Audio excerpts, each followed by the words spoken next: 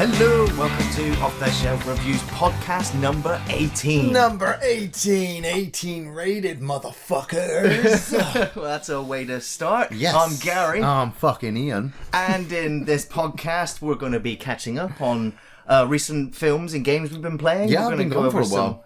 Go over some film news. Yeah. The main segment of the podcast is going to be on Star Wars, and Adrian's going to be joining us. He is our local fanboy, our biggest Star Wars fan. Yeah. And of course, in part 3 of the podcast, we'll be answering your questions. Questions, yes, I like the question section. So I'm going to start off right off the bat and just say I'm slightly stressed. I'm very tired. Yeah, he looks it. Yes, I imagine I do. I have been working overtime.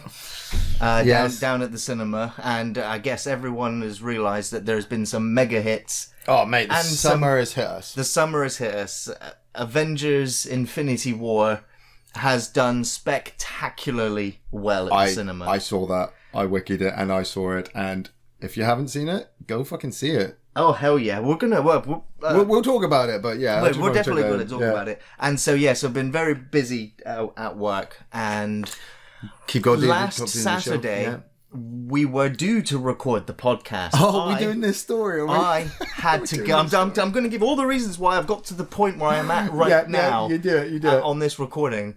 And so last Saturday was the recording day for the podcast. As my weekly rota is random, I never know day or night or what day of the week I'm actually going to be working.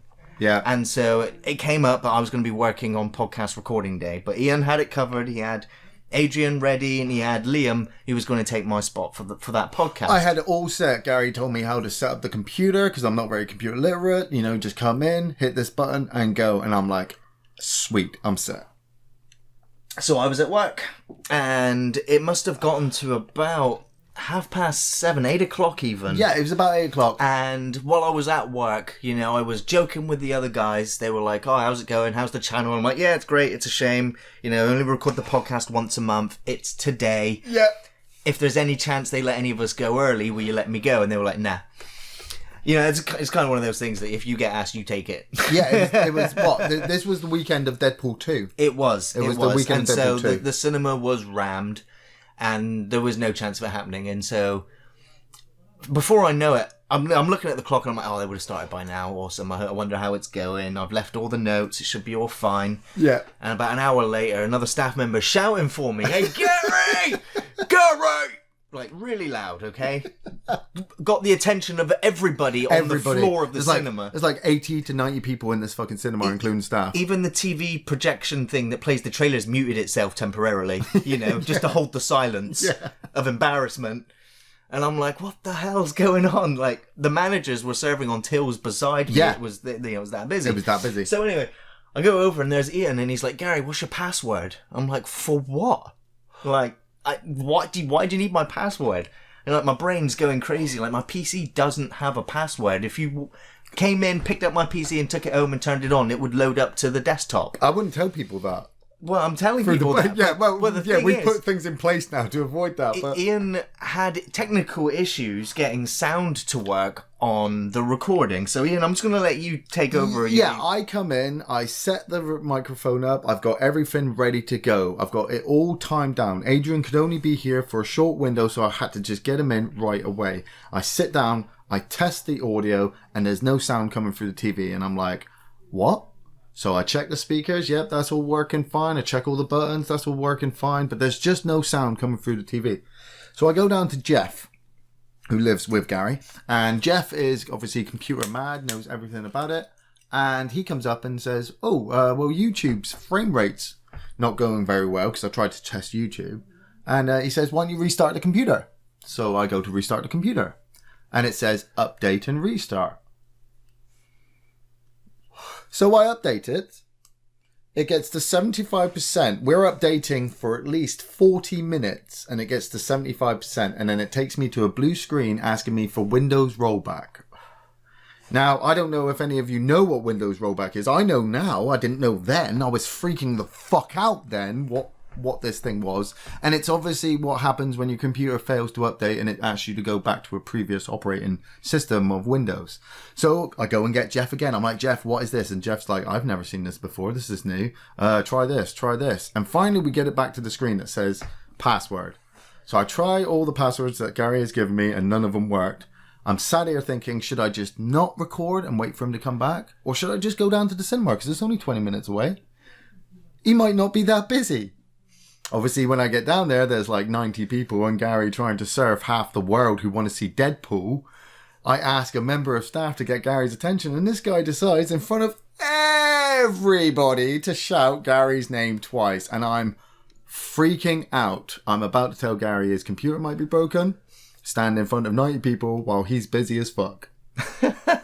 So you can imagine my surprise when I saw Ian there telling me that he's just destroyed my computer. And, so I tell him all the possible passwords that it could possibly even be. No, you despite didn't. telling you. No, you didn't. Or I gave you the definitive password that it should be, if there were ever was. You gave me the definitive password, and then I left really quickly because I didn't know what else to do. I had to get There was back nothing else you could do. And we came back. Gary rushed back. He tried all the different passwords. It took us another 4 hours after you went back to work. Yeah. For me, Jeff, and Liam to reset the computer back to its original operating system and get it to the desktop so that by the time Gary came in from work at 11:30 at night, he could just sign in and start downloading all the different programs and editing software. That's it. It's a fresh install on the computer. I lost all the editing software. Lost all software. Lost all programs. We lost everything. We didn't lose everything. Jeff saved all of this hard work, the 50 to 70 hours. The edits. Yes. They were saved. That's why La Bamba managed to go up Thursday gone as of this recording. And the reviews that were filmed and ready and almost ready to go live. Yes. Which will have just gone up, I think, almost by cried. this time. I almost cried. It was horrific. Windows update, Jesus. Wept. Fuck Windows. It was really Fuck stressful because Windows. obviously I got back 11:30 and it took me until 5:30 Sunday morning to get the computer to a state where I was happy to get up 9 o'clock Sunday and work on it all day to get it ready to receive next edits and reviews and so forth. And so it's been massively stressful. Stressful. My asshole was puckered to fuck. Oh, yeah. How was I ever going to explain to Gary, who just spent so much money on this brand new spanking PC that I've and all I did was fucking reset the thing so I could... The thing is, you didn't even need to restart the computer. The problem that there was that you just not configured the sound properly, which is why videos were lagging and the sound wasn't coming through. See, now you said that, but as I've already stated, and you know this, I am not computer literate. If you're going to leave me a bomb, you got to tell me how to turn it on I'm and going off. to kind of blame Jeff for just going, just restart it. Yeah, that sequence from Guardians of the Galaxy, little Groot and Rocket with the bomb, that's us. Yeah. Okay? Don't push that button. Don't push that button. So I do need to leave you a new set of instructions to set out what happens with the sound system when you record without me next time. Yes. But that's part of the stress and obviously work overload. But my mum has just decided she's going to go and take a mini holiday and go and spend it with her twin sister. And she's left me her pet cat. We're doing this one as well. The cat has been missing now for 2 days. Oh, by the time this recording goes up, it could be missing for longer. Oh, yes, thanks for that. So I haven't obviously told my mum the cat is missing yet. Obviously, she texted last night going, "How's Pebbles?" Did you reply? No, now? I haven't replied back. I haven't replied, okay? How can I reply? I have searched this house. This is a free floor house. Yes. Bathrooms. I've been looking in cupboards, tumble dryers, other people's bedrooms, everywhere. Nook and crannies everywhere. And the only thing I can think of is that she's jumped out of the first floor window to get out of the house. Well, there was either that or she's hiding somewhere so well. There was no chalk marks outside your window when I turned up at the door, so that's all right. it's all good, man. It's all good. You need to just go with it. You're always saying to me that you got to go with the flow. And, I am trying to go with the flow. It's like you're fighting the flow at the moment. Yes, yeah. The brakes are kind of just on everything. No, they're trying to be. Just go with it and don't kill anybody. Well, definitely that's always my aim. You don't if you don't kill anybody. Just want to get the cat back. I just want to get the cat back, whatever it is. Yeah. So, despite all of the things that have been going on, Yes. when I did finish a shift, gone 11 o'clock at night, Yeah. I went, screw it. I got myself 3 scoops of Ben & Jerry's ice cream. Nice. And sat and watched Deadpool 2. Yes. And I laughed out loud. I have wikied it, so I know More what so happens. than any film I've seen this year. Well, it's Deadpool. Yeah. You know, that's gave the me main aim. exactly everything that I wanted to, including all of the references to other Marvel films and DC films and what's happening in the world. The ending I thought was pretty sweet. They should do that more.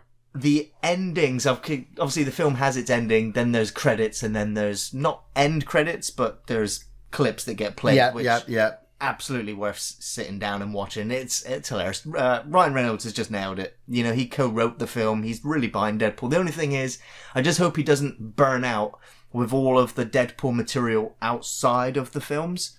I know he's the fourth wall breaking, so all the characters should be the one. Yeah, well, I mean, it happened with the first one, didn't it? You know, the first film came out, and the computer games came out, the comic books that got sold more, and then it started to die down, and it was just like, well, let's go with Deadpool 2. If he can keep doing the films as well as they are, because I heard that Deadpool 2 wasn't going to be as good as the first one. There was all that problem they had when they first started filming.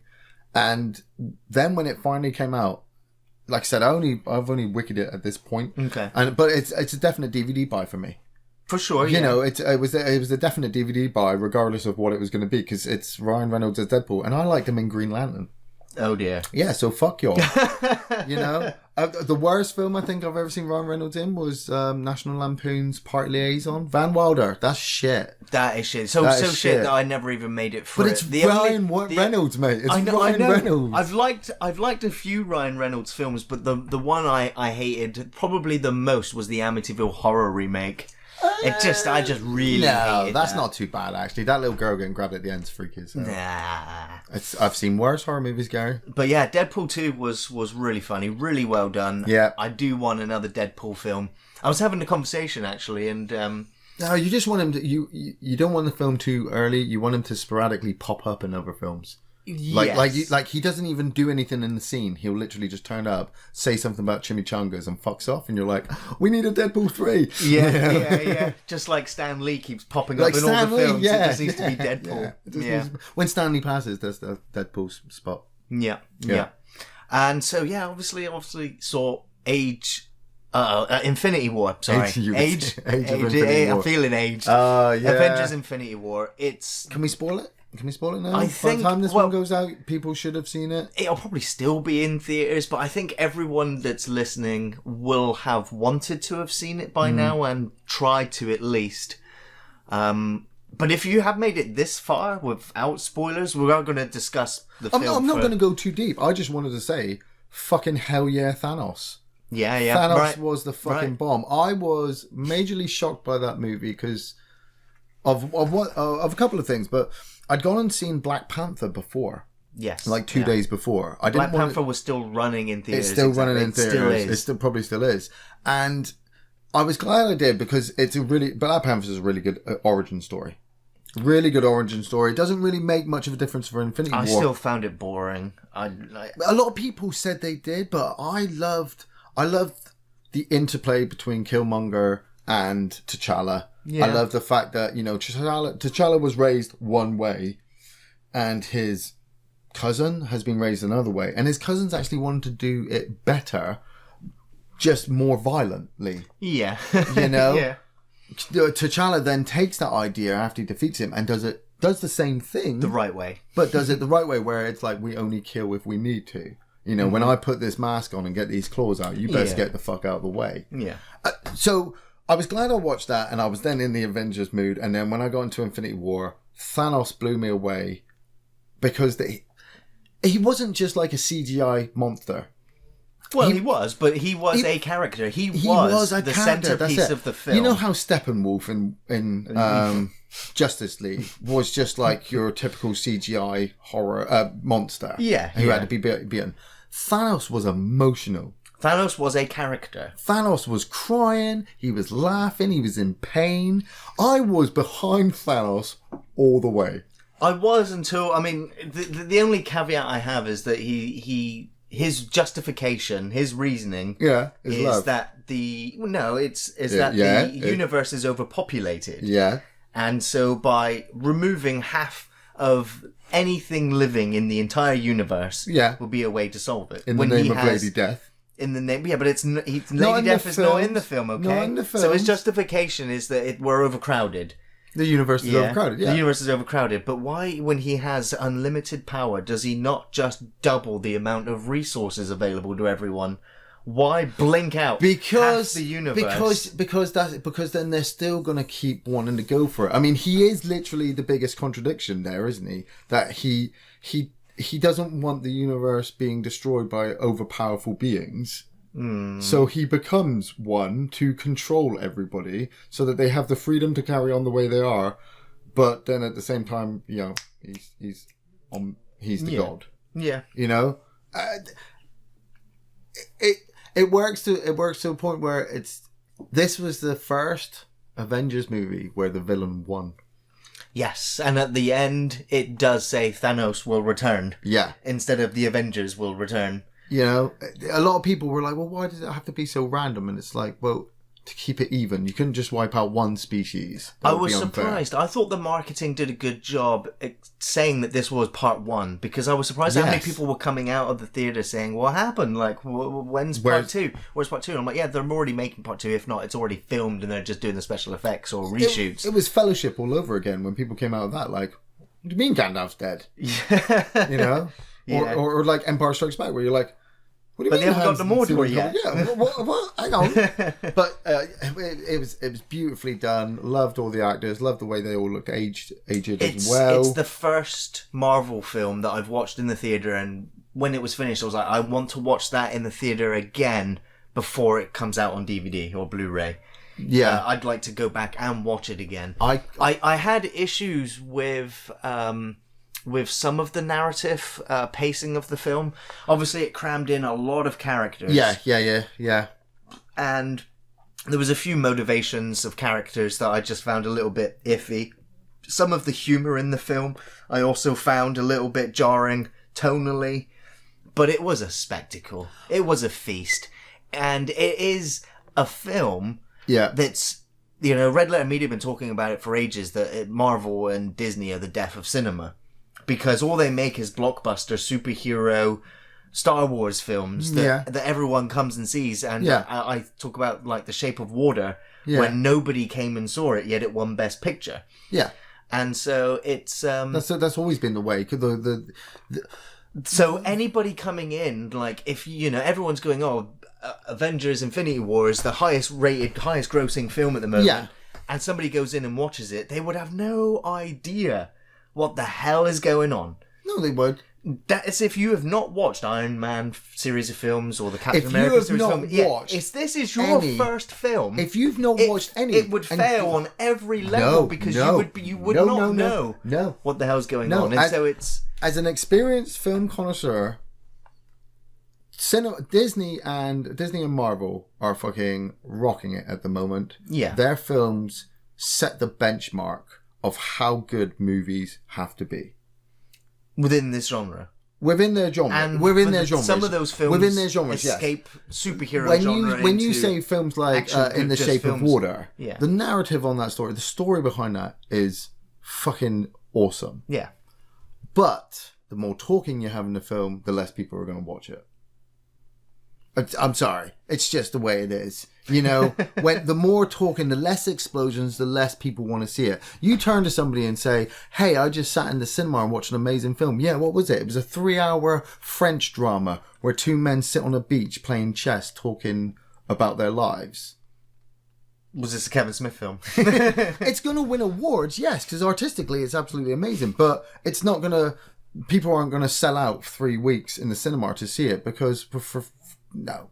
Yeah, it does also just go to show how much they've captivated the imaginations of the general going public audience, which mostly have followed these series of films. The more explosions, the better. And the thing with Infinity War is that, narratively, I find, if you didn't know anything, it's a bunch of superpowered people getting the shit kicked out of them by this big giant purple dude.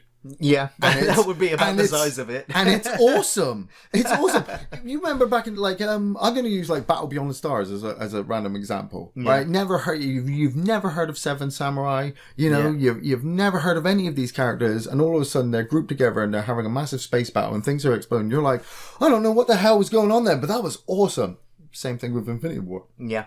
Well, what I have to say with Infinity War is that in the history of cinema, as far as I'm aware, they've done something that has never been done before. What's that? And that is have lots of individual films all build up to this one. Yeah, they are the best like ones for that. I realised that. It almost exists like as a bracket, to me, almost outside of film as we know it. It is. The Marvel Universe alone stands on its own thing and stands within its genre so big. After seeing Infinity War, I was like, oh man, I want to go back and watch a couple of them. And then I thought about it, and I'm like, do I do it chronologically? Do I do it characterly? Do I just randomly watch one after another? I honestly think if you did binge watch all of them all the way up to Avengers, which is quite a few films, I think you probably would suffer a bit of burnout, a bit of fatigue. It depends. It depends on which one would that happen. I would need something else. I would need something else.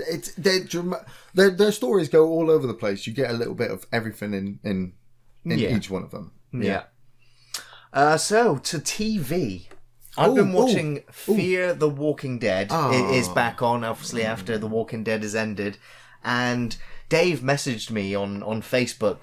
Pretty much. Hey, Dave. Holy shit! What the fuck? Can you believe they just did that? Okay. Kind of thing. And I was like, well, spoilers, Dave. Now I know the next episode's going to have something that problem, funny Dave. happen in it. Spoil shit. And yeah, mild spoilers. I'm not going to say who, but they've killed off a central character again. What? Not Morgan. Well, no, he's the one from... Because Morgan turns up from The Walking Dead. Yeah, right. When you complain about characters in Fear the Walking Dead and The Walking Dead being killed off, and I use air quotes, killed off. Yeah. What are you complaining about? Well, I'm not complaining. I actually was... I kind of enjoyed the as it was happening. Dave was complaining. Dave was just in the what the fuck moment of like, what the fuck are they doing? It is The Walking Dead, and I love the fact that in The Walking Dead, you kind of know who's going to live, mostly, because they keep following the comic book. In Fear the Walking Dead, there is no... it's not being adapted from anything. Yes, but main characters still died in The Walking Dead, so you just... True, and in both recent years. I don't see it as... Well, I do actually see it as a shock sometimes, and that's why I love both shows. I don't watch, actually, honestly, I don't watch the Fear the Walking Dead because I'm waiting for it to finish. Because all my TV shows have to wait until they finish because people cancel them at such stupid times. Oh, no. And you're just Ash like... vs. Evil Dead is gone. Yes, Ash vs. Evil Dead has just finished season 3. So I bought both seasons on DVD. I'll be buying season 3 on DVD. Yeah, I'm waiting for season 3 to come out. Brooklyn Nine-Nine took a bit of a hit over the time. Brooklyn Nine-Nine's a comedy program that Dave watches, a comedy cop program. And I think it's on its 8th or 9th season. Okay. I could be right. Check it for me. But they got cancelled and then immediately picked up within 24 hours by another network because of the online grab for them. And I'm like, that's how you keep shows alive. With Fear the Walking Dead, I'm like, I'll wait until you're done because it's like Game of Thrones. I don't know. It's like I used to enjoy... I mean, I am currently rewatching Game of Thrones again, obviously because it's not out this year. Yeah. But with The Walking Dead, I have watched it through from beginning to where it is now twice. And Fear feels that whole But now way that The Walking Dead is still going and going and going, I look back at the possibility of watching it all through again, and I'm like, no, I just can't now. It's gotten to the point where it's such a long-running series, I would never go back and watch it all the way through again. I would go back and watch one series standalone.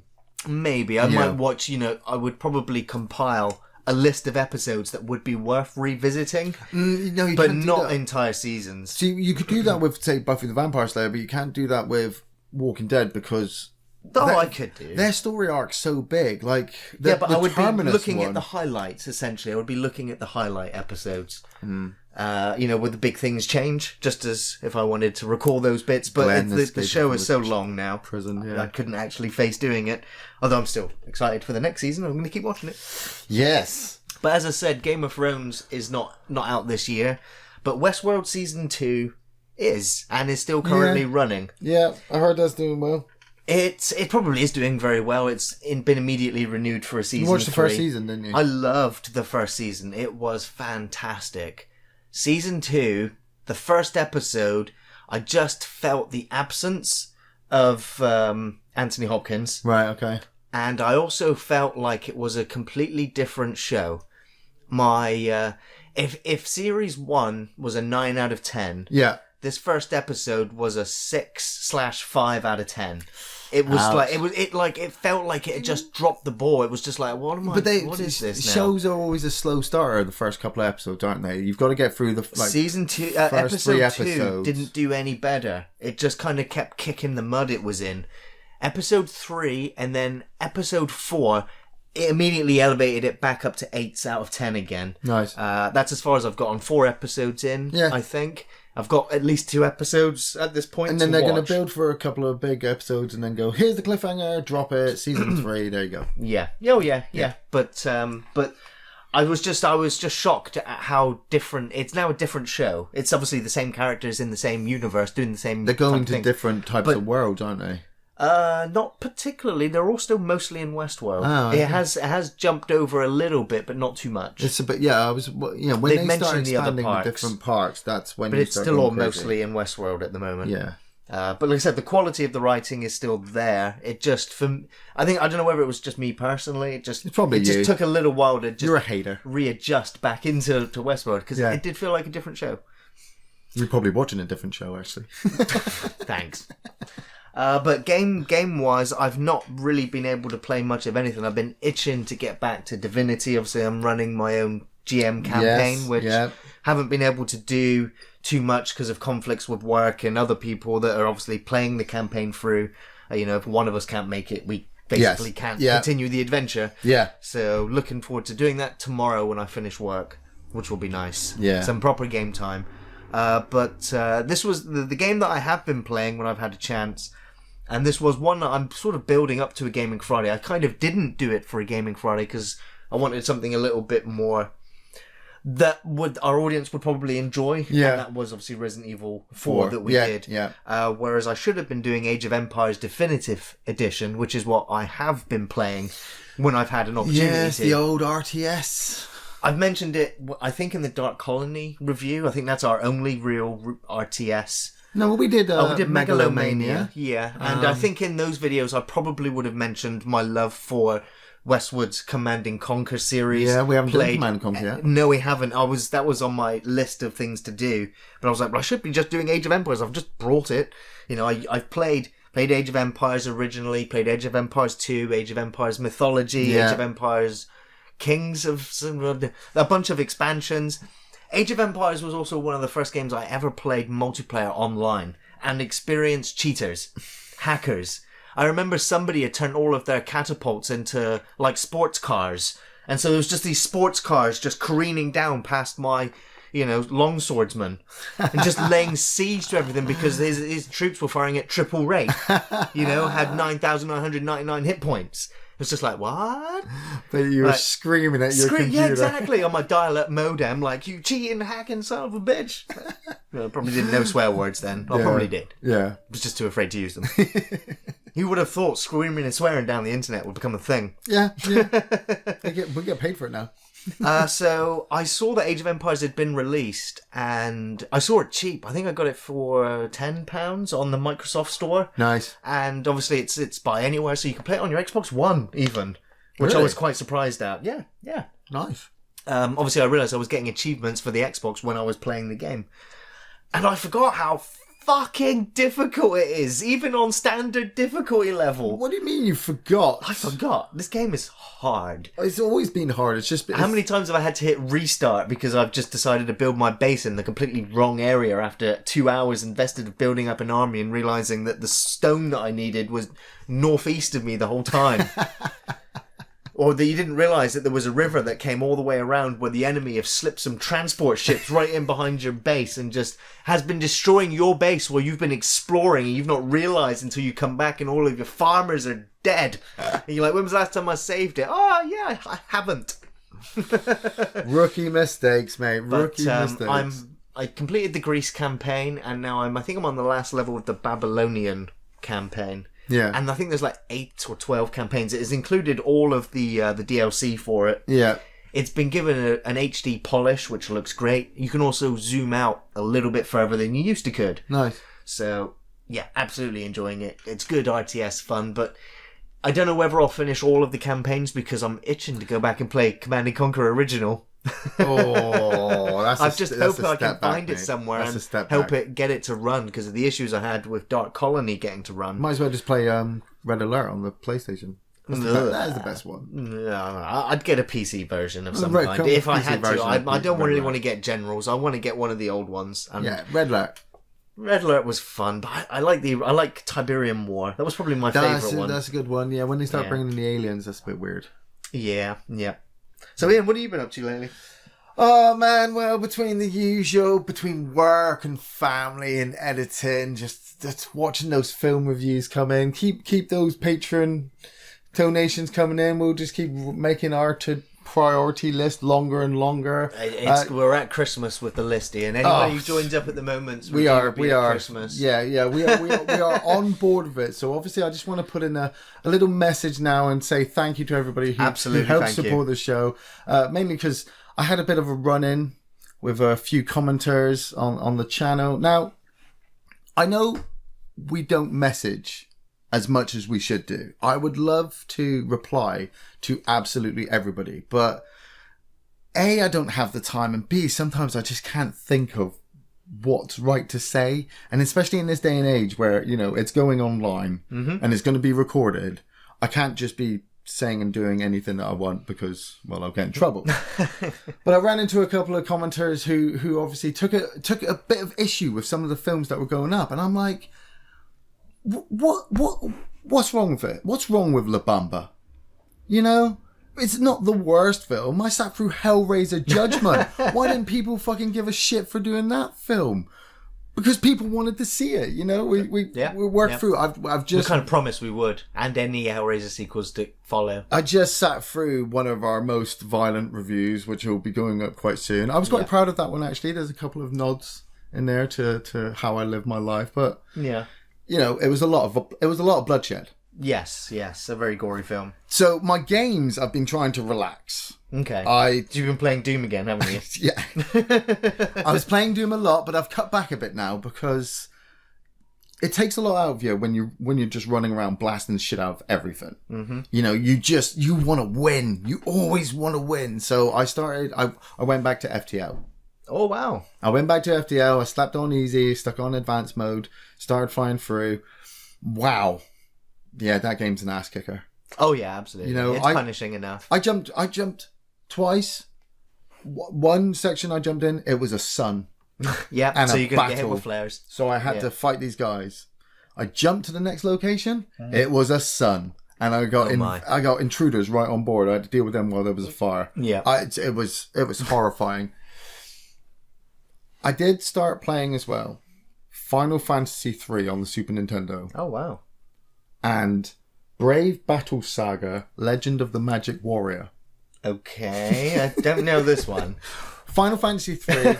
I believe it's Final Fantasy 3, the one that was remade. I think it was remade to number 6. I think so. I've just recently started it. Just started going my character through the beginning. She's lost her memory. She's being taken control of. Yeah. There's technology and there's magic and you've got to go through all the normal things.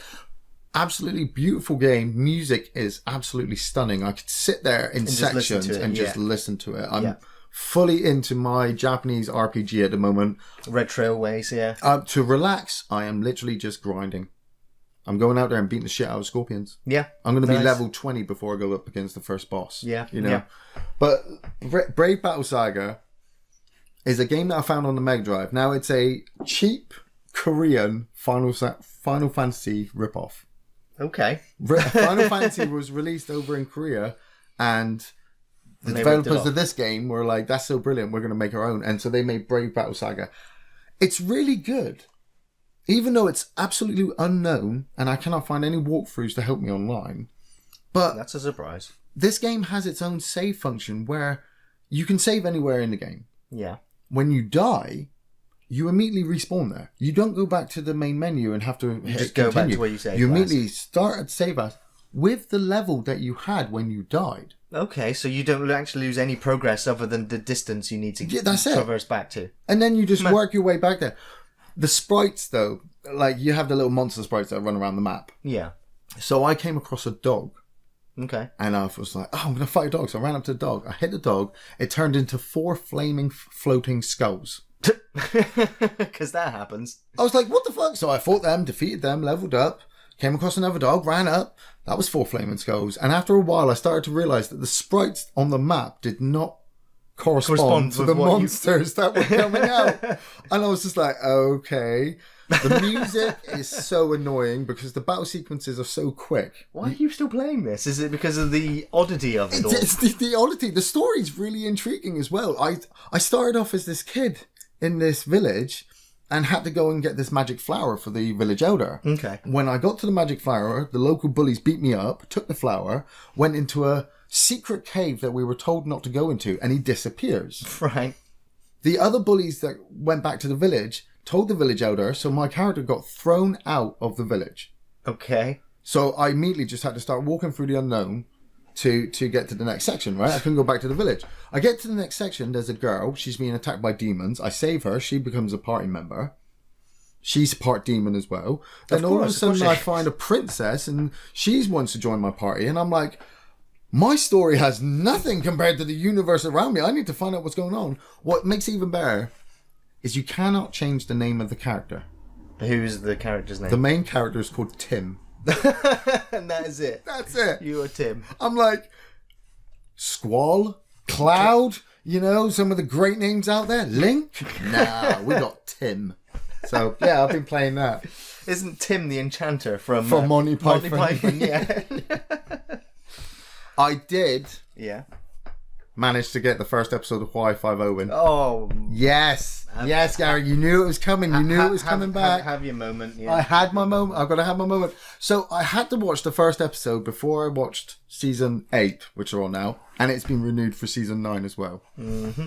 But after the last season where the characters of Chinho Kelly and Gracie Park's character ended up just leaving because of pay issues, I was like, okay, how's this going to affect the show? How are they going to address this? Yeah.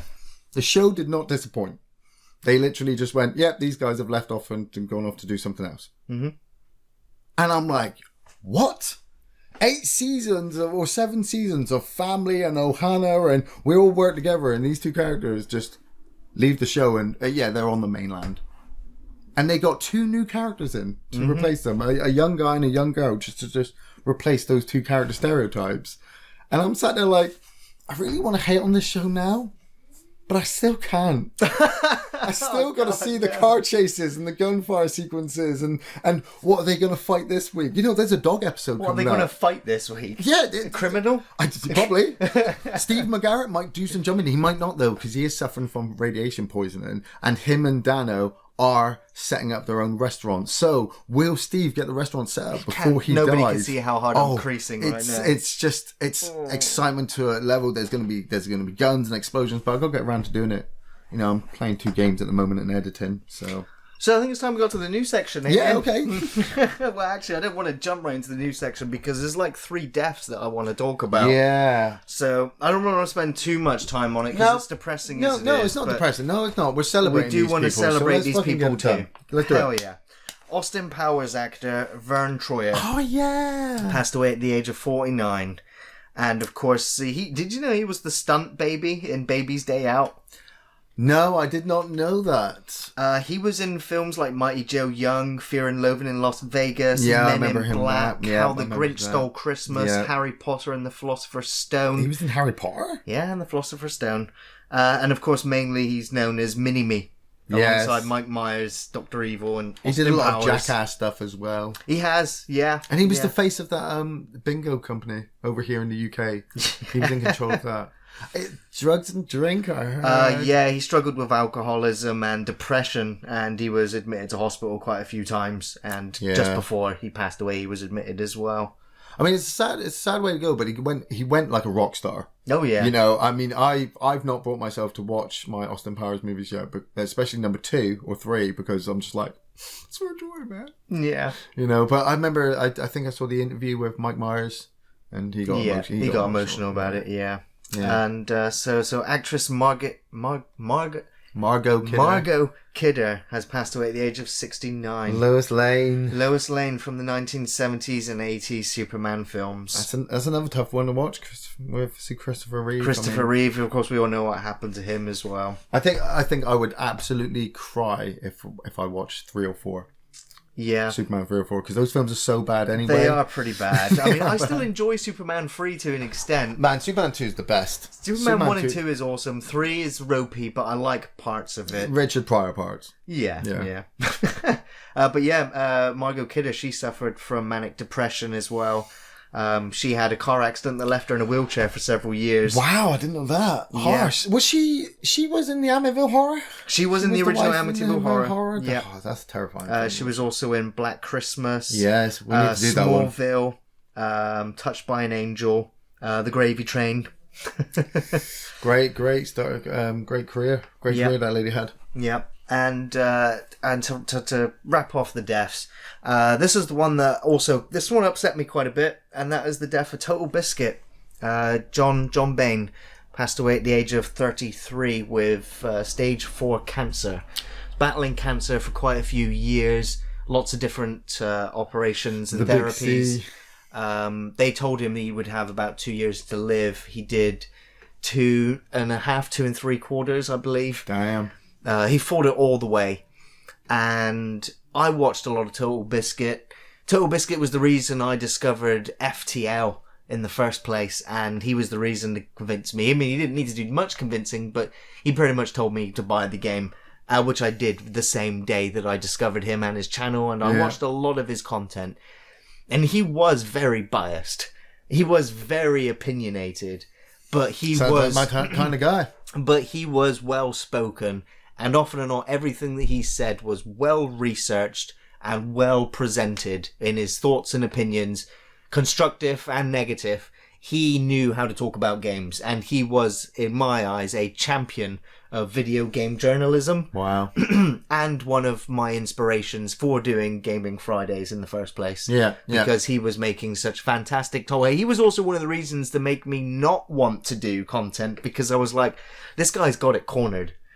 And Wow. I know everyone has their own differences, and that's why there's lots of different YouTubers. Never feel intimidated by them. Just to always go and try and Well, do no, it in it your was own the way. admiration that I had for him, essentially, and I also listened to him quite a bit in his co-optional podcasts that he used to do with some of the others. Very talented guy, going to be dearly missed by the YouTube community. He was he was somebody to look at. He's still on there, isn't he? All of his content will still be on there. Obviously, it'll be good to revisit. He was an icon. Wow, nice. Yeah. And so let's get into some more film news. Yeah, let's cheer it up, Gary. Jesus, Masters of the Universe really is due out on the 18th of December 2019. Due out? Yes. Wow, who's the star? Aaron and Adam Nee are on to direct, and they've been picked up by Sony after working on a couple of indie movies. Oh my god. Mainly a film called Band of Robbers, which I've not actually seen. Right, so these two guys that nobody has heard of have been hired on by a company. A few people have heard of. Excuse me. A few people have heard of, and they've gone, you guys are perfect for Masters of the Universe. Right, okay, yeah. I'm not throwing my money onto this one just yet. I think I'll wiki that shit. Masters of the Universe has been chucked around quite a bit, and there's always been talk of another movie, or a remake, or relaunching the franchise. Well, yeah, but the difficulty that they have is how do they explain the He-Man universe to the children nowadays without making it too relaunched corny? the cartoon already, so... Have you seen the Thundercats cartoon come out? I That looks haven't, but fucking I've heard. awesome. Yeah, more nostalgia. More nostalgia. Yeah. Kate Sackhoff has been cast in a TV series called Another Life. Ooh. Aaron Martin has created the new show, which has been handed a 10-episode first season order by Netflix. Nice. Greenlit. Netflix Yep. greenlit. Kate Sackhoff plays a character called Nico, an astronaut who leads a crew focused on searching for alien intelligence. Guess what? They find something in space and something bad happens. Oh, shit. And it could be a one-way trip. I saw her in... I'm happy just to see her in another sci-fi show. Well, I think... Although there's more sci-fi coming to Netflix. I think it was called Longmire. It know. could be Longmire. I might be wrong. Anyway, there was this cop kind of cop drama on TCM, and I believe it was called Longmire, and she was the deputy in that. And I kept seeing her pop up, and I'm like, I love Katie Sackhoff. She's a great actress. Yeah. You know, I could really just, if I wasn't so busy, I would just really just stop and watch this now and find out what this is about. Yeah. You know, so she is still very talented, and if she's doing a sci-fi TV show, as long as they don't try to BSG the shit out of it. Yeah. You know, and let her do her own thing. Well, it seems like it's going to be set kind of not too distant future, but... Well, no, what I'm saying is don't make her try to reenact the Starbucks stuff. Right, yeah. Let her be her own character. For sure. You know. Yeah. And in more recent casting news... Yes. Talking about the Pet Sematary remake again. I'm going to keep talking about it until the film's out, and then even after it's out. Right, okay. But with an the actor success of it. casting Judd Crandall. Yeah. Oh, you don't want to go that way. I don't want to go down that way. Go down that road. That's for dead folk anyway. Yeah. The actor has been cast, and I'm quite happy with the casting. Who we got? John Lithgow. John Lithgow. That's pretty good. You reckon? I think he could I reckon he could pull it off quite well. You can play old Judd just down there, just sitting there in the chair, just showing your bag, just like that. No, Lois. I'm not taking you over there, Lois. No, Lois. No, Lois. No. And just get back to sci-fi. Star Trek 4, the Quentin Tarantino developed film, is kind of on standby. Well, they're still investigating if he's got any dealings with Paramount, or this is not with Harvey Weinstein, who's currently being charged. Oh, man, he's being charged in New York at the moment. Motherfuckers. He ran out of money. Yeah. And so it looks like Paramount Studios are making another Star Trek film. They're making Star Trek 4 while they continue to talk with Tarantino about his version of a Star Trek film. Yeah. Whether it's with the new cast, an old cast, or a different cast, or whether it fits into the Kelvin timeline or the original timeline. How he write it. I mean, you could write a unique standalone Star Trek flick. Yeah. But... I mean, are we expecting violence with him, or that's the would thing. he it's just like, put it in, and would he be restrained to Paramount's vision of Star Trek? Well, the last 3 Star Treks were still pretty violent in certain places. Yeah. But then they added in the fun stuff, which people didn't like, but I felt kept the balance of the Star Trek adult theme. Could Tarantino do that? Would he do it too much? Maybe. Well, the one that looks like what they are moving ahead with involves time travel, where Kirk goes back in time and meets his father, who was obviously died in the beginning of the first film. That will fuck the timeline. But that's the thing that they're looking to do, to fuck with the timeline. Yeah, fuck the timeline. Then, next piece of news, it looks like Sylvester Stallone is returning for Rambo 5. Obviously, we've got Creed 2. Yeah, that's coming soon. It's already filming. I still haven't seen Creed yet. Creed was fantastic. I absolutely loved Creed. But despite him saying that he was not ever going to make another Rambo film, he's making another Rambo film. This time, he's living off the grid. Sounds familiar. Didn't he go home at the last one? Yeah, now he's living in a ranch in Arizona, battling post-traumatic stress, working casual jobs. Right. But a longtime friend turns up and asks him for help when her granddaughter's gone missing while partying in Mexico. Cue John Rambo blowing away Mexicans with lots of weapons. That's going to be kick-ass. As long as it's as gory as Rambo 4. I'm sure it's going to be. Just fuck some shit up. Yeah. And next in the news, Jack Black says that another Tenacious D movie is finally happening. Yeah. It doesn't look like it's going to be going to theaters because the original film flopped. It'll be on Netflix. Exactly. It looks like it's either going to go to Netflix or video on demand or Amazon. It's going to go somewhere other than theaters. But I'm kind of glad. Tenacious D wasn't a great film, but if you're a fan of Tenacious D, it was an awesome film. I like watching Pick of Destiny. Yeah, Pick of Destiny is great. It's fun, but it was like... It is fun. It was like the standalone for... they reached the top of the mountain, basically. Yeah. I mean, I know Jack Black... They toured quite a lot after. Jack Black's a good actor. You know, he does do some good stuff. He also does some awful stuff. It depends on what you say. You Adam. ever seen Neverending Story 3? Yeah. Yeah. Okay. You seen? I still know what you did last summer. You remember? Oh, he was great, and I still know what he did last summer. He was great. The film was shit, but he was great.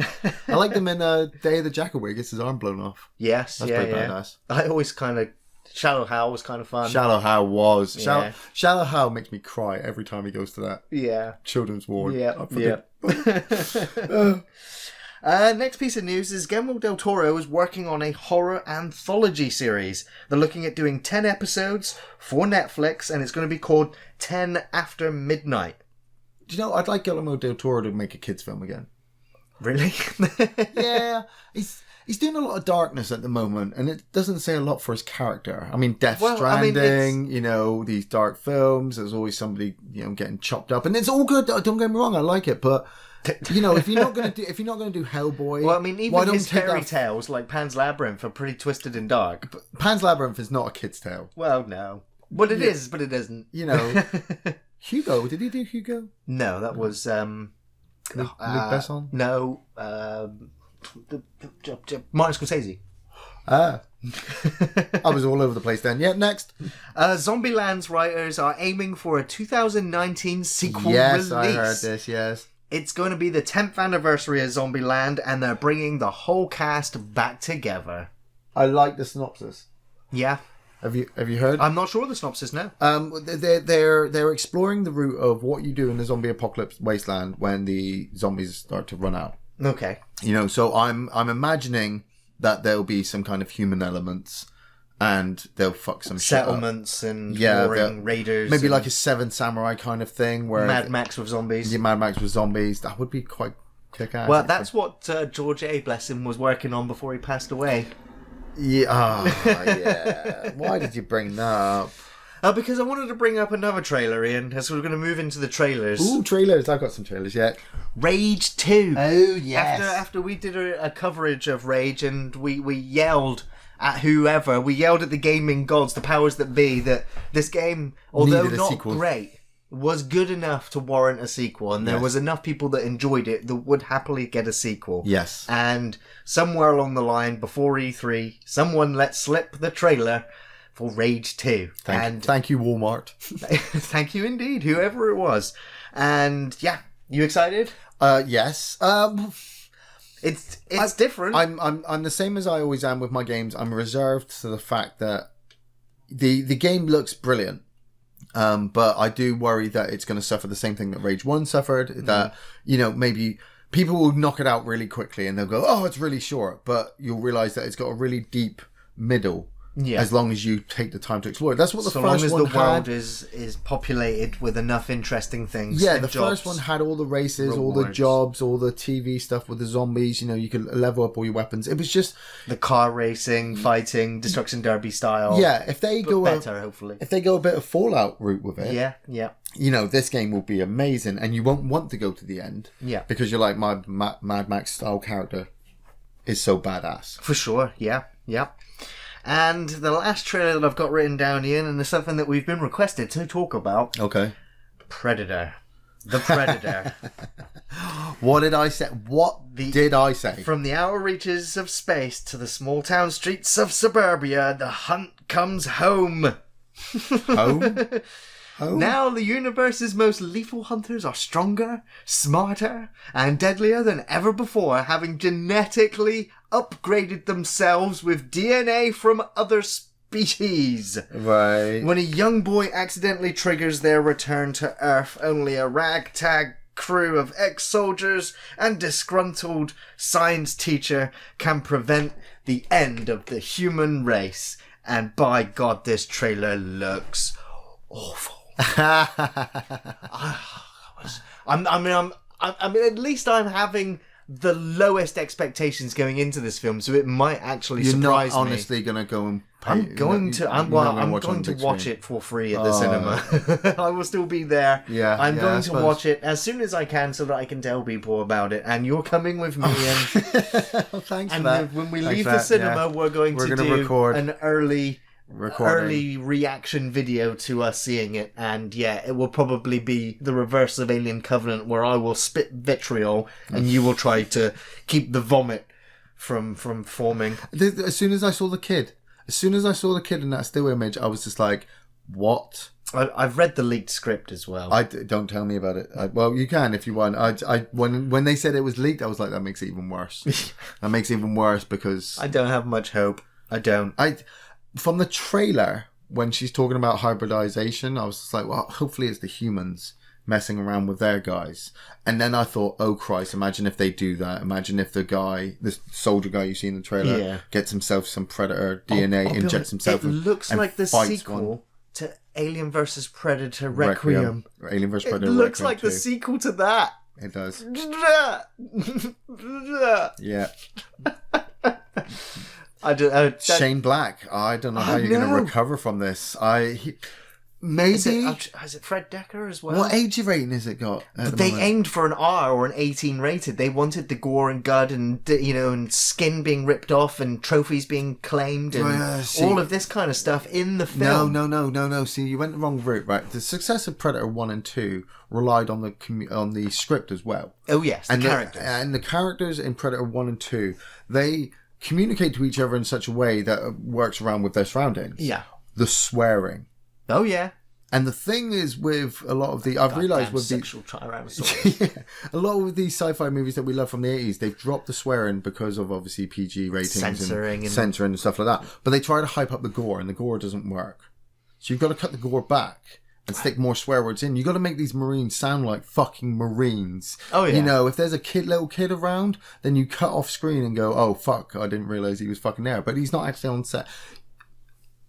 If it's a 15, I'm telling you. You reckon it's going to be a 15? I know it's going to be a 15. I reckon the studio will probably force the edit to a 15 and release an unrated DVD later. Yeah. That's probably what will happen. Man, I got a couple of trailers I want to talk to you about before we cut off. So the house that Jack built with Matt Dillon. Have you seen this trailer? Nope. Oh, Gary, you're gonna love this. Right, okay. So Matt Dillon. Yeah. There's something about Mary and Wild Things. Career hasn't really been very good recently. Not recently. I haven't seen him in much. He's looking a bit aged in this trailer, but he plays a guy called Jack, and we follow him over 12 years of him being a serial killer.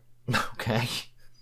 The trailer, it suffered some controversy at Cannes, I believe. Right. Where people were walking out of the cinema saying, no, this is absolutely disgusting or horrible or uncomfortable. The trailer I watched, I Saw the Devil. Yeah. It's like that. He bashes Uma Thurman's head in. Oh, wonderful. Yeah, and so it's going to be one of those, you're going to have to be in a frame of mind to watch it. But Matt Dillon, as a lead character, I'm interested. He looks good. It's like Kevin Bacon when he came back for some of his films. Yeah. Some of the dark films that they did, yeah. Yeah. Happy Time Murders.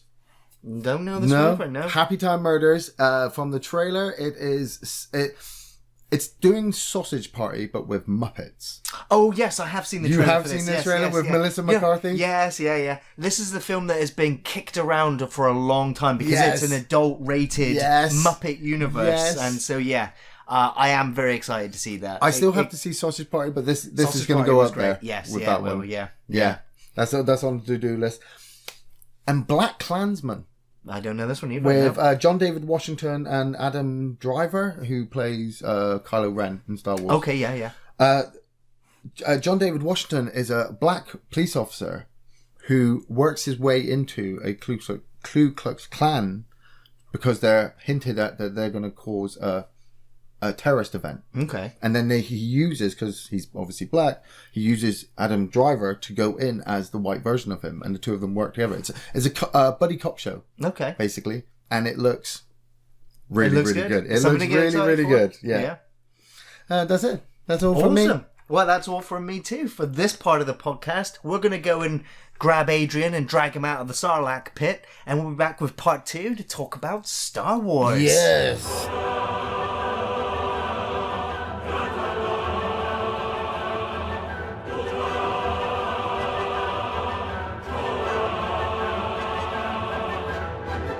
Welcome back to part 2 of the podcast. We're going to be talking about Star Wars, which is an American epic space opera media franchise. Never heard of it. Centered on a film series created by George Lucas. It depicts the adventures of characters a long time ago in a galaxy far, far away. Wow, that couldn't have been more scripted, could it? I've got to try. Yeah, you got to put the drama into it. You got to put drama into it. Now, Star Wars has spawned a whole series of films now. I can't actually... Can we count them? Do we know how many there are? 9, isn't it? Is there 9? At the moment. There's the first of 6, and then you had the first... I think there's 11 if you if you include count Clone Wars. if you count all the other ones as well. Yeah. Rogue One and stuff like that. And so, because I knew we were doing Star Wars and Solo has just been released, I literally just saw Solo, the Star Wars story, this morning. Yeah. As soon as I got up, went straight down to the cinema, went in and watched it. And obviously, working at the cinema, I can tell you that if Infinity War was selling 10 out of 10, almost every seat taken, Yeah. Deadpool came out 2 weeks ago and is, at the moment, outselling Solo 2, if not 3 to 1. Yeah. I was there opening night for Solo, and they closed screens down because there's not enough people turned up to watch it, like there was The Last Jedi. Yeah. There's been a lot of controversy about its scores on like Rotten Tomatoes or Metacritic, where reviews for Deadpool 2 were mixed into those score aggregates to raise Solo's average higher than it Really? actually was. Ouch. Whether that's been fixed or not is yet to be seen, but every day the critic score and the fan score especially gets lower and lower and lower on there. Yes, I've noticed This that. all seems to be the big backlash from Rian Johnson's The Last Jedi, of course, from 2017. And this is only, 5 months since that film's release, which left mostly a sour taste in the Star Wars community. It kind of split the fan It was base. a bit of a Parts slap. massive, Certain maybe. parts of The Last Jedi just... Oh.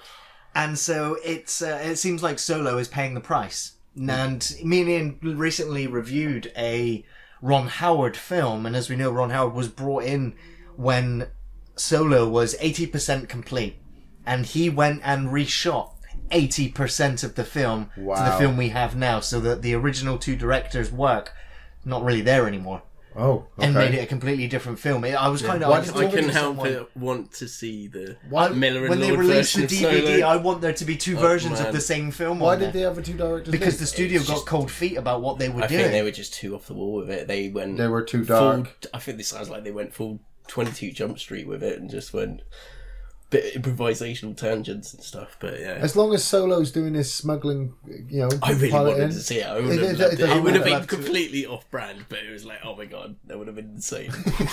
But as a film, I found myself wanting to snooze through the film. About the midpoint of the film, I was just like, what the fuck is this film about? I was like, oh yeah, it's just Several heists. several heists that really... the film It's is like- just so unsatisfying. Is it like Ocean's 11 but fucking in I mean, space? I hate... Ironically, I'm not- there was the Ocean's 8 trailer before as well. Yeah, so- Yeah, right, yeah, yeah. it's- I mean, I'm not even the biggest heist movie kind of genre fan, not Right, really. yeah. And I just...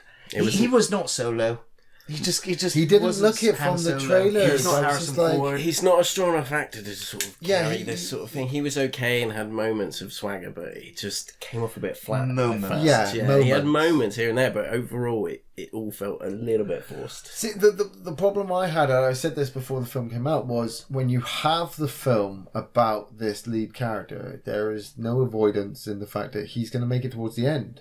You know? It is totally the Titanic's going to sink. Yeah, I did feel a bit like that, even though there were some tense moments. It was like, I know they're going to get out of it, but this is all But- stuff's going on. Yeah, You know, like you saw Lando was in the trailer, and it was just like, Yeah. right, okay, so they're going to get Lando involved. He was probably And- the best actor in the film. well, Donald Glover's awesome. Yeah. well, like I said, I only wikied it, but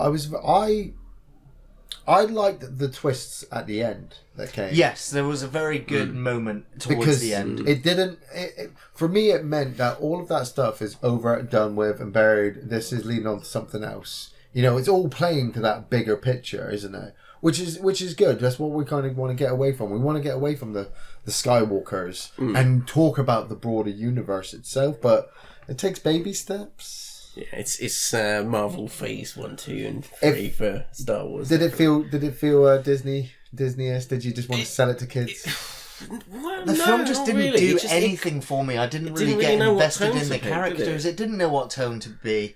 You know, I this, really like, didn't like L3, was it? The robot? yeah. I wanted to, but then there was a weird kind of sexual thing between the robot Which was a and bit weird, but Lando. yeah, Yeah, right. some of the writing wasn't quite there, and then there was occasionally a couple of jokes that did make me laugh out loud. But it was like, yeah, the way that robot got forced into your face straight away, and it was like, right, okay. He's the new Jar Jar Binks. Well, not really. People are saying that, No. but I don't think it's that bad. But He doesn't talk like Jar Jar Binks. Does he talk? no, Well, it's a female droid. That's like Lando's. companion, basically. See, now can you beat the droid from Rogue One? He was Exactly. fucking Why that was even Alex try? You know, Smith, you the know, best, you know. just USA. Why Yeah. even try anymore? So to say, I mean, myself as a Star Wars fan, I've only ever really vaguely been a Star Wars fan. I kind of have like big moments where I'm into it, and then Yeah. I'm like really away from it again. Yeah. For me, it was the video games that really brought me back into Star Wars with Knights of the Old Republic. Yeah. And the is it not the Force Unleashed? It was It was the Force Unleashed where you played the the Star Killer, the Yeah, apprentice Star Killer, to apprentice. Vader. Yeah, you I could thought bring that was down a TIE really fighters and shit. yes, yeah, because it looked fantastic. Obviously, Star Wars Battlefront and Battlefront 2. Yeah. And yeah. of course, EA's new Battlefronts. I'm still playing Battlefront 2. You're still playing from time to time. Battlefront. You still buy Yes, into it. yeah. You still Still put on the picking it. helmet and start running around. Indeed. You know.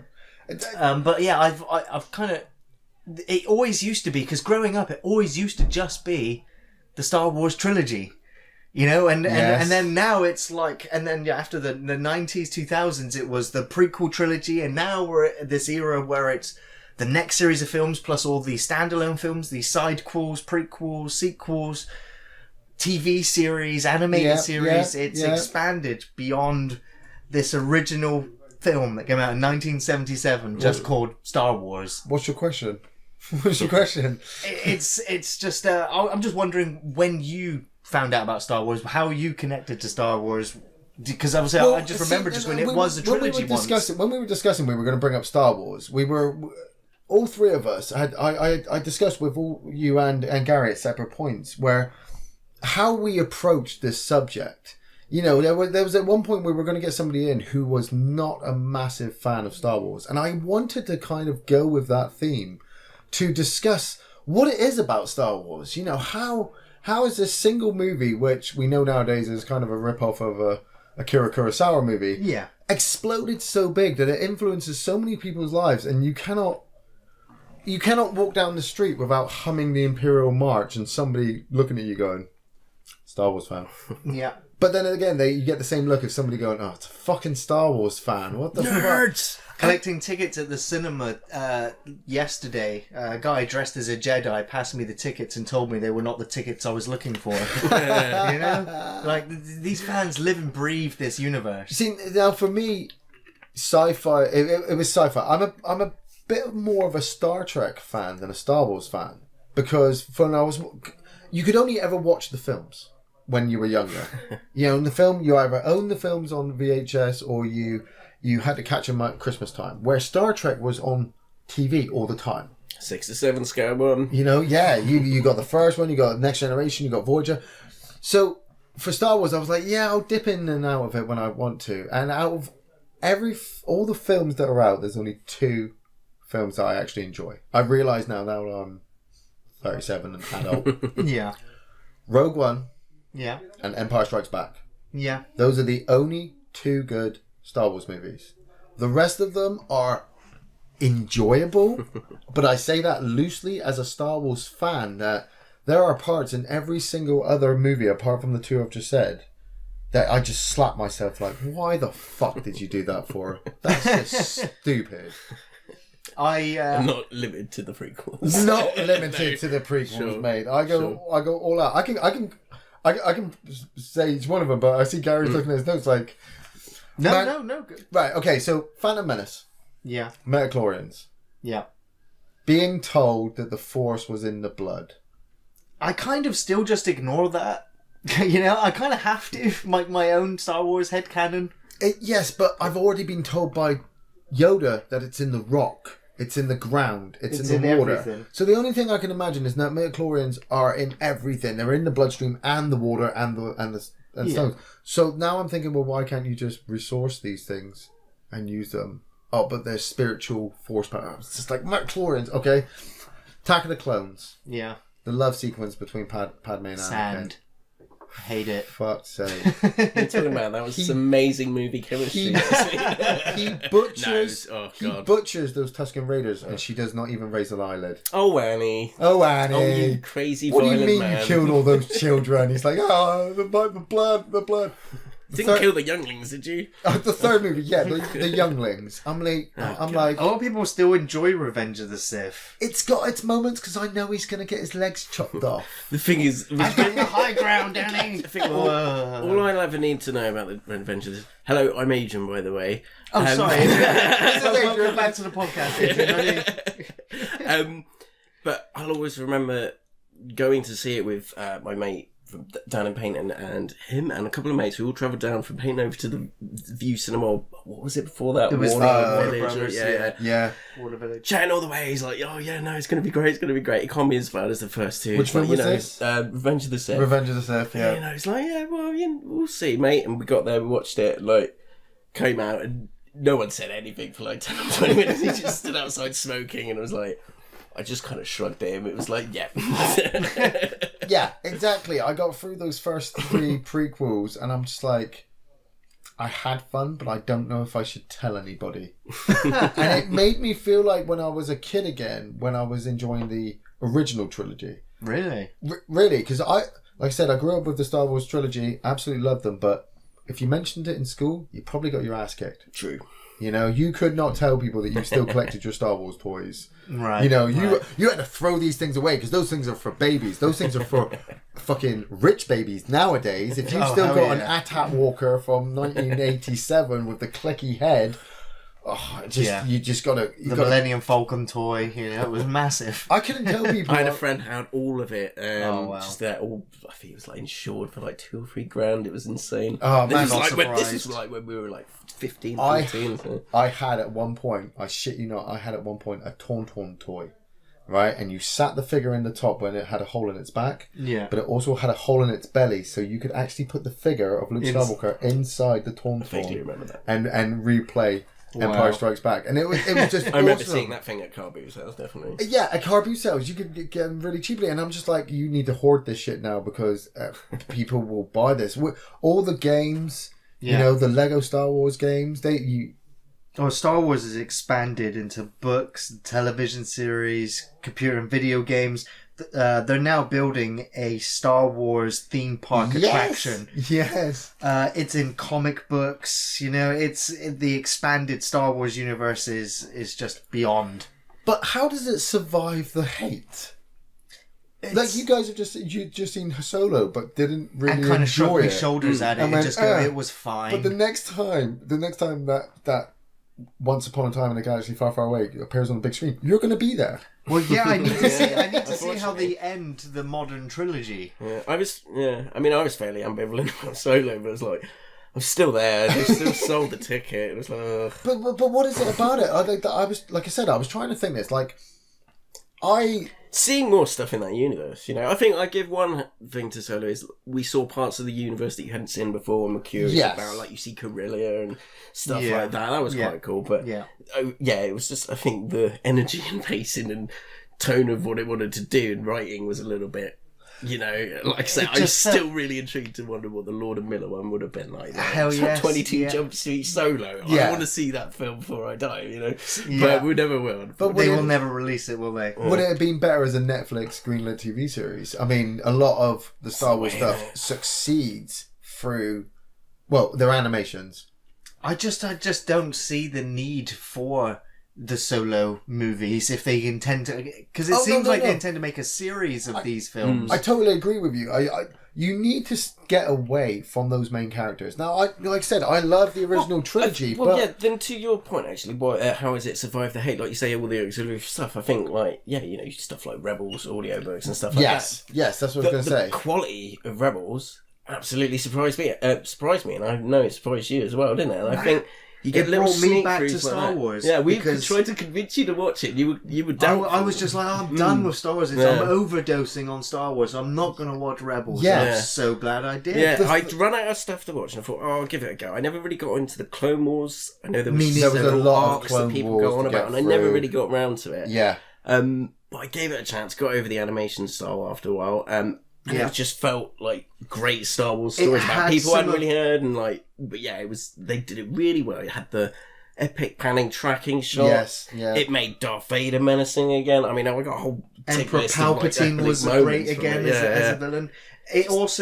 It had for me one of my favourite Star Wars moments in all of Star Wars. Yeah, and that was several. The final showdown between Darth Maul and Obi-Wan Kenobi. That so great. episode is was amazing. Beautifully Amazing. animated, They went for that way. fantastically well voice acted. Yeah. It was.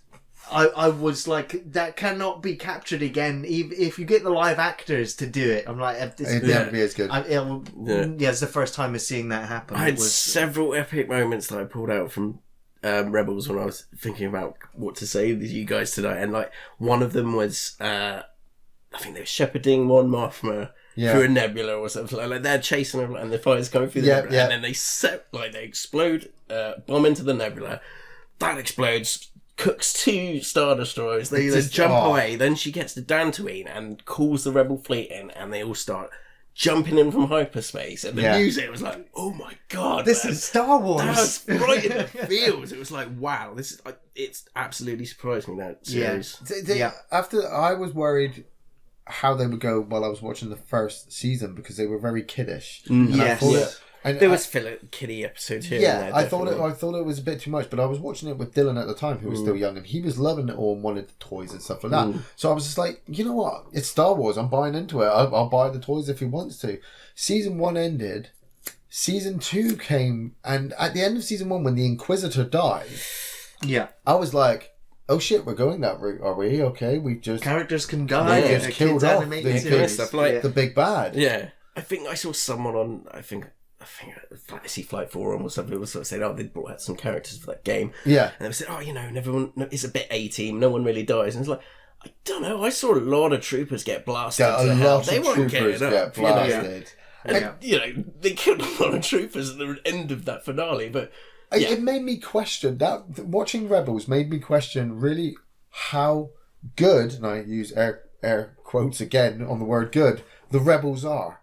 Because, like I said, one of the episodes, they force all the Imperial personnel into one large escape pod thing. This is big spoilers for the finales of No, I said an episode. I didn't say which episode, but they just fly this thing up and detonate it. Now we've already gone through 4 seasons. We've already seen Star Destroyers get blown up. We've seen TIE fighters get taken down. We've seen troopers get blasted.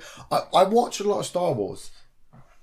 Now, I was just going to say, when you said more ships getting blown up, there's that moment where Hera gets Chopper back from being kidnapped and feedbacks her own droid, possibly even destroying Chopper to explode the ship because she's pissed off. She feeds it back through the communications onto an Imperial communication ship, and we watch the ship explode. And I'm like, why wasn't Hera at the Battle of fucking Endor? She could have just literally flown up, sent them a signal, and taken out the whole fucking Death Star. Hera is OP. Hera is massively OP. But that's what I loved about Rebels. Some great characters that they bring into the Star Wars universe, and they were. Yeah. The ship was in Rogue One. Yes, it was the at Ghost. that battle to get that was the great Ghost. The Jedi stuff wasn't too thick either. We knew that Ezra and Kanan were masterless and apprentice Jedi. The way they tied it all up in the end was, I thought, quite amazing. I kind of wanted Ezra to turn dark. And maybe we've heard that story before. No, he would have come back on. He would have come back on his own, and Kanan would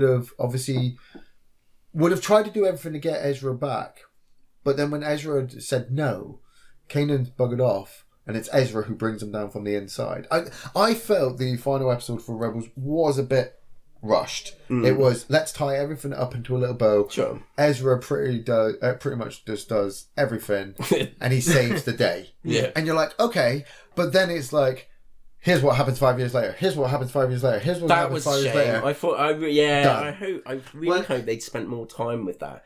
It was, I kind of thought it was all right what they did, but yeah, I guess I'm greedy. I liked it because it kind of brought it all the way up to the new era of Star Wars, where their next animated show is probably going to take place. I suppose they could also, at any point, show those characters live action in any film between those two sections. That's what I think. I mean, the setup. So. I mean, again, heavy spoilers for the Rebels, but Sabine. You know, they're setting up Sabine. They're setting up Thrawn and Ezra trapped somewhere, possibly the unknown regions, maybe near chess space, who knows.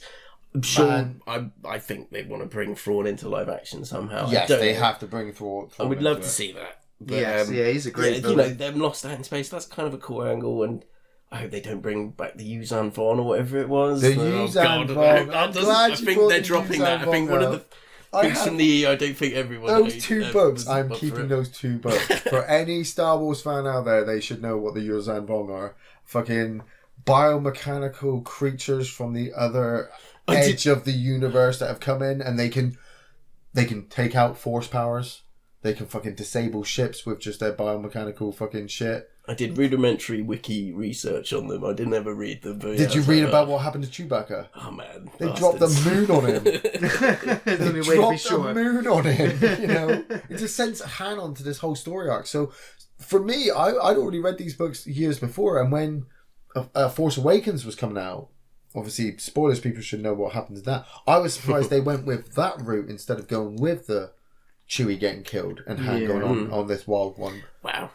Harrison wanted out, didn't he? Harrison wanted out since Empire Strikes Back. And he kind of got his wish in the end. It was very sad that he got to go out without having any scenes with Luke. Yeah, I really wanted to see all of the originals back together, at least one scene. No, maybe we'll get Force Ghost Canon. That's the problem, you guys. That's why Star Wars ends up getting so much hate, because it just revolves around the Skywalkers and the Solos. Well, it doesn't have to be. It could have been about the Obi-Wans. The Kenobis. But I think they kind of dropped the whole maybe Rey is a Kenobi. Yeah, well, they have, haven't they? They've dropped all the storylines that they were. Well, they haven't dropped it. They've just left it in a box of, shrug shoulders. But the Sith, the dark side, it's been known to lie or bend the truth quite a bit, and so anything he says to Rey about her lineage is going to be manipulated to suit his need of trying to get her to the dark side. Would you freak out if they brought in like some completely new alien species to fight them with? Because there's so many alien species in the Star Wars universe, but they don't really group up. Well, Star Wars has always been about the oppressed fighting, the Empire or the humans New Order. Versus humans. We cover half the galaxy. Intergalactic Civil War, intergalactic terrorism. But there's no like the combined. Everyone now needs to. All the different alien races need to fight against the Reapers, the Borg. What if all the alien races in the Star Wars universe just got together and went, "Yeah, fuck the humans, we're going to kill them all." Look at what destruction! They keep building these planet-sized cannons and just blowing up planets for laughs. Yeah, and then blowing up the big cannons, so debris goes everywhere. They built another planet. Destroyed cannon again. We've had enough of these planet cannons. We should do something about this. We should kill them all. That's how Attack of the Clones should change. When the Emperor is flying into the middle and he's like, "I'm in control," somebody just snipers him, and then all the other alien races are like, "Well, who's in command now then?" Didn't you not ever have an issue that it is actually humans that are the biggest threat in the universe of the Star Wars universe? I tried to ignore it when I was a kid because I just like the pew pew noises. But as I've gotten older and I've watched so much death and destruction in this one universe, I say this as a father, right? as a father, as a dad, I'm like, "Hey son, let's sit down and watch Star Wars." Okay, so you watch New Hope. New Hope's fine, okay? Yeah. All ends on a happy note. Everybody's fine. You don't have to talk about international terrorism. It's good guys versus bad guys, right? Then you get to Battle of Hoth. Now, watching all those rebels die over and over again, you're just like... Savage. It was the spectacle of it all. I've never seen anything like it. Yeah, but the hell is that? Yeah. It's a giant walking four-legged tank. Wow. Yes, but it's there's a trench. Oh my god. It's trench warfare. That's it. It's trench warfare. So you're like, we're going with this. Then Return of the Jedi, okay? Those poor Ewoks. they spawn sequel films of their own. Are they forced into these death brigades to go around and kill all these stormtroopers? Were the stormtroopers remember C-3PO tells them the whole story of evil Empire. Well, that short version he gives like, yeah, exactly, and then that's how they go. Right, we'll fight them with you. These people sound evil. Darth Vader. But it's when I got to the original, the remake trilogy, and I started to sit down with Dylan and watch that. Yeah, you know, talking about the Tusken Raider sequence in Attack of the Clones. Mm-hmm. I'm sat there with Dylan, and he's watching it, and he's just going around cutting these people up with lightsaber, and I'm like, why am I showing this to him again? Issues of finding tone in there again. Yeah, it's just where you have the silly gimmicky robots making jokes, and then but when he starts butchering murder, asking questions, like Dylan did ask me for Revenge of the Sith, like what happened to the kids? I'm like, they escaped. Yeah. I lied to my son over Star Wars because I'm like, we've seen too much. We know they didn't escape. He chopped down all the younglings because they weren't worthy. No. I don't think I could ever rewatch. Anytime I ever feel like watching Star Wars, occasionally I will just go to Red Letter Media's reviews of the prequel films. The brief versions. I saw the Phantom Menace one years ago, and it's just it's such spot on. Like you said, it's like just two people walking down, telling you about something that's happening, rather than, hey, let's go and watch that thing that's happening. That sounds great. Yes, yeah. It was, I mean, the original 3 films was George Lucas in collaboration with so many other talented people. Yeah. Where he was unrestrained and, didn't get yes men around him. The prequel films is pretty much unrefined, unrestrained George Lucas. Yeah. And, it just needed... God bless him, help. Man. Yeah, he's not a dialogue writer. He is not. But he had to rush those films into development because it was Industrial Light and Magic, Lucas Arts basically, were signed on to work on other films, and they had to complete those projects to keep the funding coming in to keep Lucasfilm going in order to make these Star Wars films in order to keep Lucasfilms going, and so he had to rush these films, and the ILM were making, shots and doing things without storyboards or without anything, and a lot of the time was wasted. Man, that sandstorm in Tunisia, that must have broken. What's seeing all those pod racers just get destroyed. Exactly, and then having to rebuild them again. Yeah. He went through a rough patch making those films, and it really does show. Because going through all that art and torture, and then let's have a comedy Greg Proops character during all of this. Yeah. There was nobody there to just shoot the Jar Jar Binks idea when they had the chance. See, now you say that, but Jar Jar Binks is just basically Chewbacca.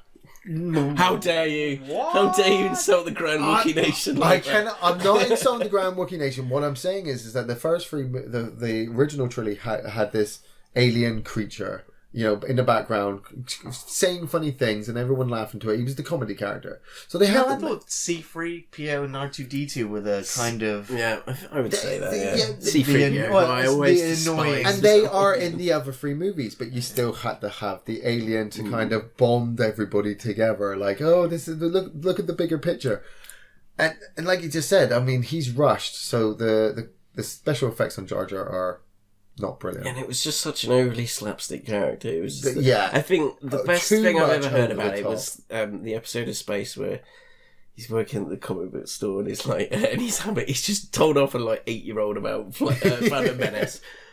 Bill Bailey pulls him to the side, and he's like, "What's going on?" It's like, Jar Jar Binks. And it's like, what about the Ewoks? They were rubbish. Yeah. Because Jar Jar Binks makes the Ewoks look like fucking Shaft. And it's like, yes. Absolutely. See, instead of Jar Jar, if they'd gone with what's his name from Rebels, the Luxon. Is it Luxon? No, that's Farscape.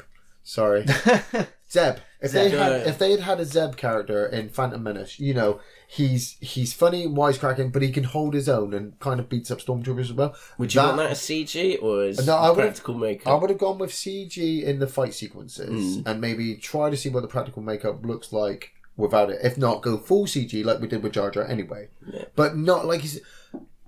like I totally agree. The slapstick comedy, anything but a 24/7 jester twat. The final battle sequence in Phantom Menace, that whole Duel of the Fates music, the tanks coming over the horizon, the Gungans all standing their ground. It's gonna be epic. And then Jar Jar trips up and everything fucking breaks. Yeah. He's going all Frank Spencer on this one, boys. Yeah. Why? Yeah. Why would you even have him near the front line? Well, because he just accidentally, helps defeat the but the droid army. We've accidentally signed the Empire into power, We've already got Anakin. I love the theory around. that he is that Jar Jar is a Sith He's Lord. the ultimate Sith.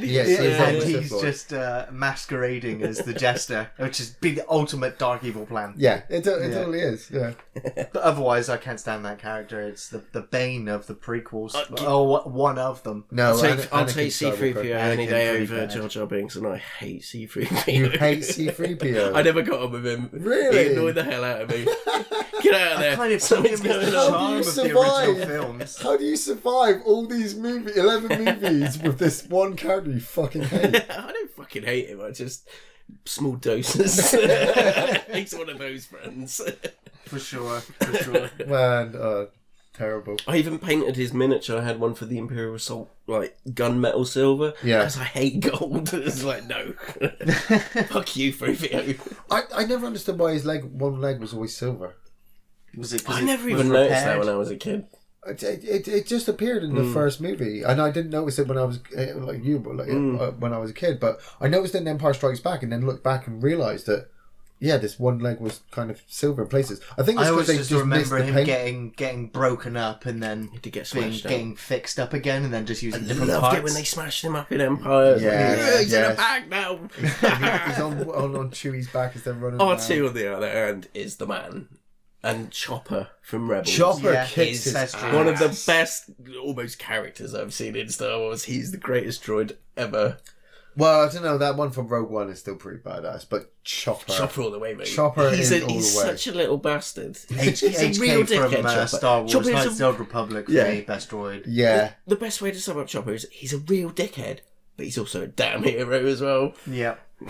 Well, he knows he's really, really important. Yeah.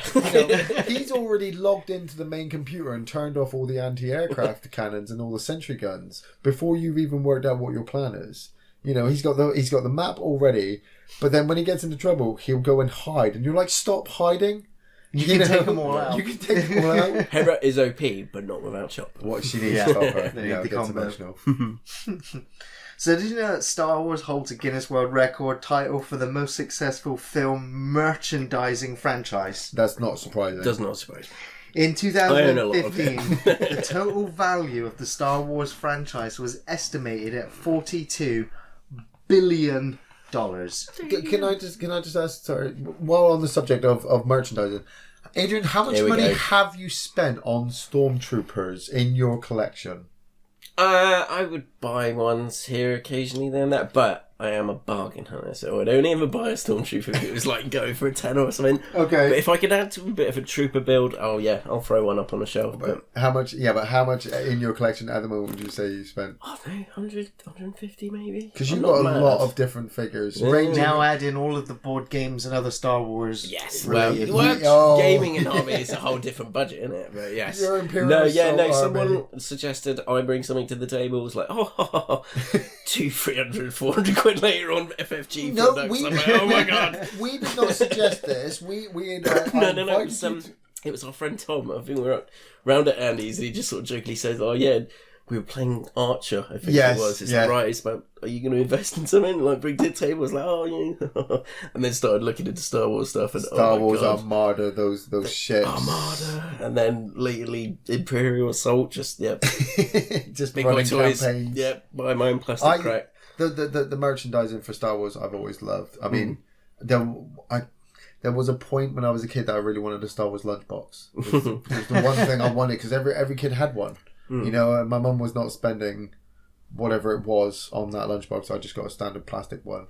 But you then wanted the furry Wookiee toy. Then you wanted. I always wanted a robot R2. Oh man, I love car boot cells. Like you said, like you mentioned the car boot cells earlier. Like all throughout my childhood, going to a car boot sale meant I'm going to go look for Star Wars toys. Yeah. If I go to a car boot sale now, I'm going to go look for Star Wars toys. You know, like, you never know. I'm going to keep an eye out, definitely. It's the one figure I allow myself to buy. In 1 year, in one whole month, I bought Dylan 3 separate... Well, I say bought Dylan.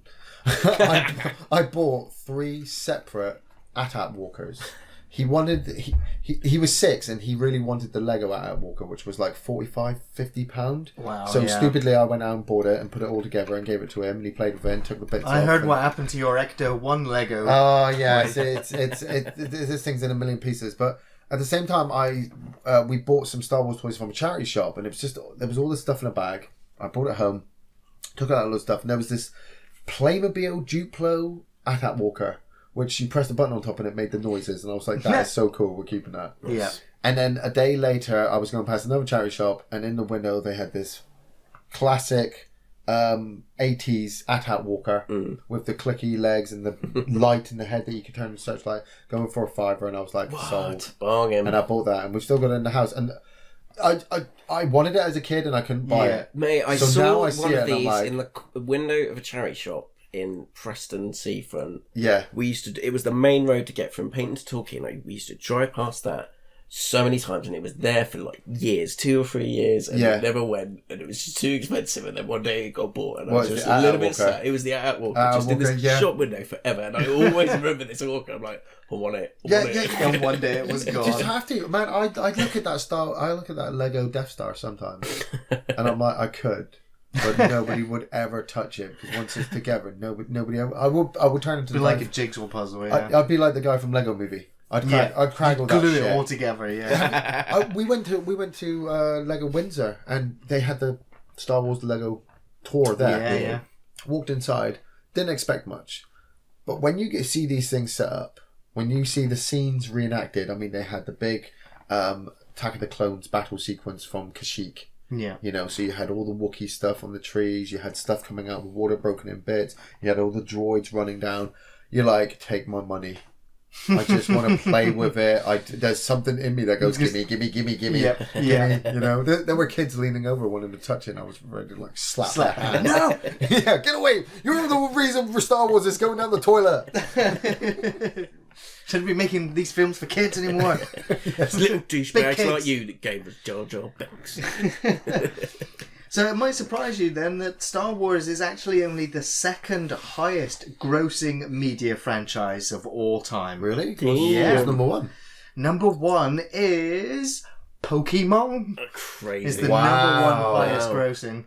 Nice. Number 2 is Star Wars, and number 3 is Harry Potter. Oh man, they climbed the ladder quick. Those 3 are the highest grossing media franchises of all time at the moment. Pokemon. Wow. Pokemon, that's insane. Yeah. There's a lot of Japanese people, and they probably take it quite personal whenever you mention Star Wars. That whole Pokemon craze everywhere, where everyone had the app and everyone was walking around trying to capture them everywhere. I could never get into it. I almost became a Digimon fan. Going off on a tangent here in the Star Wars podcast. But yeah, Pokemon, it was just like, you're spending how much on cards? And how many Pokemon are there? There's only I'm now 150. 36, and like in regards to buying FFG products, I spend a lot on cards. Yes, that is it. It's a collector's It still thing. happens. But would you get an app if you could go around collecting, I don't know, Star Force powers from locations? What would you do with a Star Wars Go? Like a Pokemon Go Force Star Wars app? No, I'm good. Where you have to like meet up with people in random places and just have lightsaber fights. Don't they have to go to the Star table Wars where the creatures wrestle each other and fight each other? Oh, that's that'd on be the great. Millennium Falcon. That game. Yeah, let the Wookiee win. You won't tear your arms off. So, Ian, what would you say is your favourite Star Wars film out of all of them? Oh well, like I said already, Empire Strikes Back. Empire Strikes Back. And your worst? Oh, The worst one of them all? Last Jedi. Last Jedi. Ooh. He's the worst one. Damn, son. Oh, we'll get back into that in a minute. Adrian, what's your favourite and worst? It's got to be Empire, yeah. Empire Strikes Back, yeah. Yeah, it was defining, wasn't it? It's the best. Like they say in Clerks, man. It ends on such a bummer. It's and such a bummer. Same as on Rogue such One. a downer, you know. And it's like can't disagree with that. Like, and some cool stuff happened at Yes, like Walkers. I mean, the whole stuff with Yoda on Dagobah is enjoyable to sit through because it just opens up this whole universe for you. Yeah. And your worst? It's just got to be Phantom Menace. Ooh, It can't not really be anything else. It's we waited for that, and I had such hope for it, and I really wanted it to be good, and it was just, it made me embarrassed. It was just that's exactly the same way I felt for Last Jedi. I mean, fair enough, say what you like about these new sequel trilogy or whatever they want to call it eventually, but at least it's a serviceable film at the end of the day, rather than what we got served up between episode 1 and 3. 2000s, 1 to 3. Yeah, but they're easy for babies. You can, like I said, absolutely. It's just the like audience on that one was just a toy advert. I absolutely understand that, but even this one has got to try and sell it to kids, and it has. I mean, and that's again, the problem. Maybe the tone is finding its hard time to place itself, but as long as it isn't prequel. The Last Jedi successfully sold it to kids right at the start by just having Poe sit there in front of a fucking dreadnought cruiser who has no cover, no TIE fighter defense at all. This single X-wing is in front of him, and they're like, "Why are we not shooting him? Why are we sat here?" Because we're talking with him. Yeah. Why? We're being goaded. Because it's Disney. We've got to get the comedy element in. We can't just start blasting everything. Yeah, but we want an Empire Strikes Back. You know, if you're going to do a second Star Wars movie, every time there's a second one, in a trilogy, it has to be Dark Side Wins. It's got to be Dark Side Wins because it keeps the balance fair. But I've seen that happen before. Yes, and say what you want about Last Jedi. I watched it and I quite enjoyed it myself, which, you know, fair enough. But I couldn't. There were places where I couldn't predict where it was going to go, and it surprised me. And I went in with spoiler free. Yeah, that's fine. And I was quite impressed by what they'd done, and I can understand people disagree with where it went and things here and there. Where it went, the whole lightsaber sequence, dude. Seriously, we sat through a 2-hour movie earlier, Force Awakens, for that lightsaber, for Luke to do what with it? Chuck it like they did with the original script. Chuck it, yeah. Like, nope, we're not having any of that in there. And I'm like, so why did I just sit through all that? To get you here for this moment. Who is Rey? Because who is Rey? Oh, Rey's just a nobody. The Force Awakens was to remind you all that Star Wars is back and get you there. Snoke? What about Chancellor Supreme Leader Snoke? Supreme Leader Snoke? Yeah. What a great character. You want to talk shitty characters and Jar Jar Binks and the Ewoks and shit? Let's talk Snoke. That's not Jar Jar quality. I can't agree with that one. Oh, really? Really? Because he made such an impact in our lives. He was a good presence in the films, and it was a shock. He was, and it was ruined by them just why did Kylo do that? Because they want to establish Kylo now as the villain, but people keep thinking that he can be redeemed, that Rey can get him back to the good side. And I'm like, again, right? Maybe the cop out on that was a little bit disappointing. Die. Exactly. The third movie has to finish. Now we're waiting on edge for the third movie, like we always do. Is she going to go dark or is he going to go light? Oh man, imagine that if the third one just ended evil and they're both Sith. And, they're not going to do that though.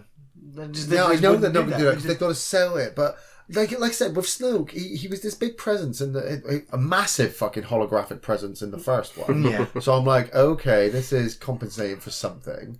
And then he comes out and he's sat there surrounded by all these guards. Who are those guards? What kind of weapons do they have? What do they do? Are they force power trained? I don't know. Because Snoke just gets... Well, he gets beaten up and then gets killed off. And I'm like... Why? Yeah. At least the Emperor had pretty much the same thing. Yeah. But he was a presence all the way through the series. Yeah. He was there in New Hope. You knew that there was this big evil behind Darth Vader. No, actually, I didn't. I wasn't. They refer to him, but he's not really mentioned. And I think I can't remember if he does turn up as a hologram, but then I remember that they replaced him in Empire Strikes Back.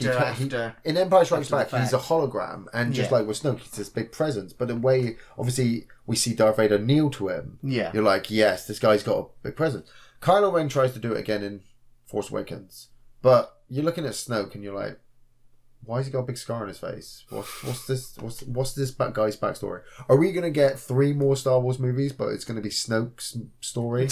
A Star Wars... Yeah, fucking Supreme Leader Snoke, a Star Wars tale. Do you want that? No. What's the problem? I don't know if I do or don't. You know, if it gives me more Star Wars, I might. You know, I think like one of the issues I had with the prequels was like Darth Maul, because I thought, oh, okay, like you saw the promo for stuff for that before it all came out. It's like, oh, okay, is he going to be the new menacing Darth Vader type? And like, what's going on here? And then, cut him off dead in that one. It's like, oh, it was okay. Much later. And the problem now is it's just it was Monster of the Week. It's like, oh, here's a 4-armed droid. Oh, here's like a guy in his 70s who really doesn't want to get up out of bed, but like you know, you're gonna make him fight with a lightsaber. They keep like I said. The cool thing is they keep expanding characters, but they don't give us all the history in the films. You have to buy the books. You have to buy the comic books. No, you don't have to. You do. I've got books at home, definitive guide of characters, right, of Star Wars. There's pre-canon whiteboard. These are pre-Phantom Menace books. Okay, so and these questionable. These characters, these characters are all out there. They've been talked about in games. They've been talked about in comic books leading up to Phantom Menace. Then they get reworked because of the Phantom Menace trilogy. Yeah. Okay? But I still own those books, so I'm like, okay, but you've still got these characters and you've just thrown this stuff away. Yeah. They release all this Phantom Menace stuff in the trilogy with new characters and backstory. Oh, look at Naboo. Naboo's a fucking great place to go. Then they drop it all again. Tell me more about trade negotiations. Yeah. They bring out this new fucking trilogy set. Rey and this desert planet she on. Is it Tatooine? Is it no? Where's the Millennium Falcon been hiding out? Oh, and then they throw it all away. At least with the animated series and, like I said, to a lesser extent, the comic books and all the stuff that you have to buy, you get all the history that keeps you invested in the characters, so you keep coming back. Mm-hmm. If you keep coming back to the films just willy-nilly whenever you feel like it is going to feel tarnished to you, because there's going to be bits where you're like, I'm not buying this. But you should be, because it's a franchise. Well, I mean, the fans have evidently spoken in not returning to the theatres for Solo. That's just like your opinion. I think they will most definitely come back to see what happens in the third.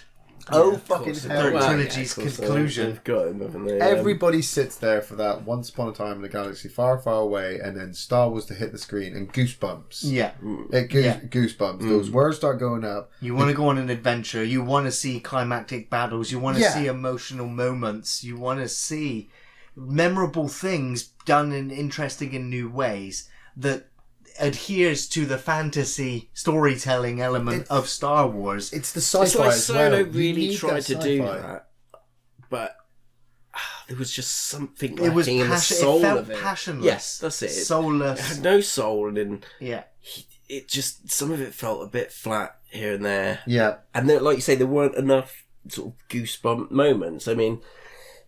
Not until the very end when I was like, okay, there's a character. Yeah, sure, exactly. What's the next one coming out? They've announced Boba Fett, I think, recently. Yeah. Oh. So we'll see what happens story. And when's the third one supposed to be? It'll probably be, it's not this Christmas, but next Christmas. Right, okay. So we got about 18 months. So we've got. Well, my question is: are you guys going to fill your Star Wars hole until that time, or are you just going to let it vacate? Well, there's Star Wars live action and more Star Wars animated on the way. Yeah, you got John Favreau involved with the live action Star Wars TV series. Wow, nice.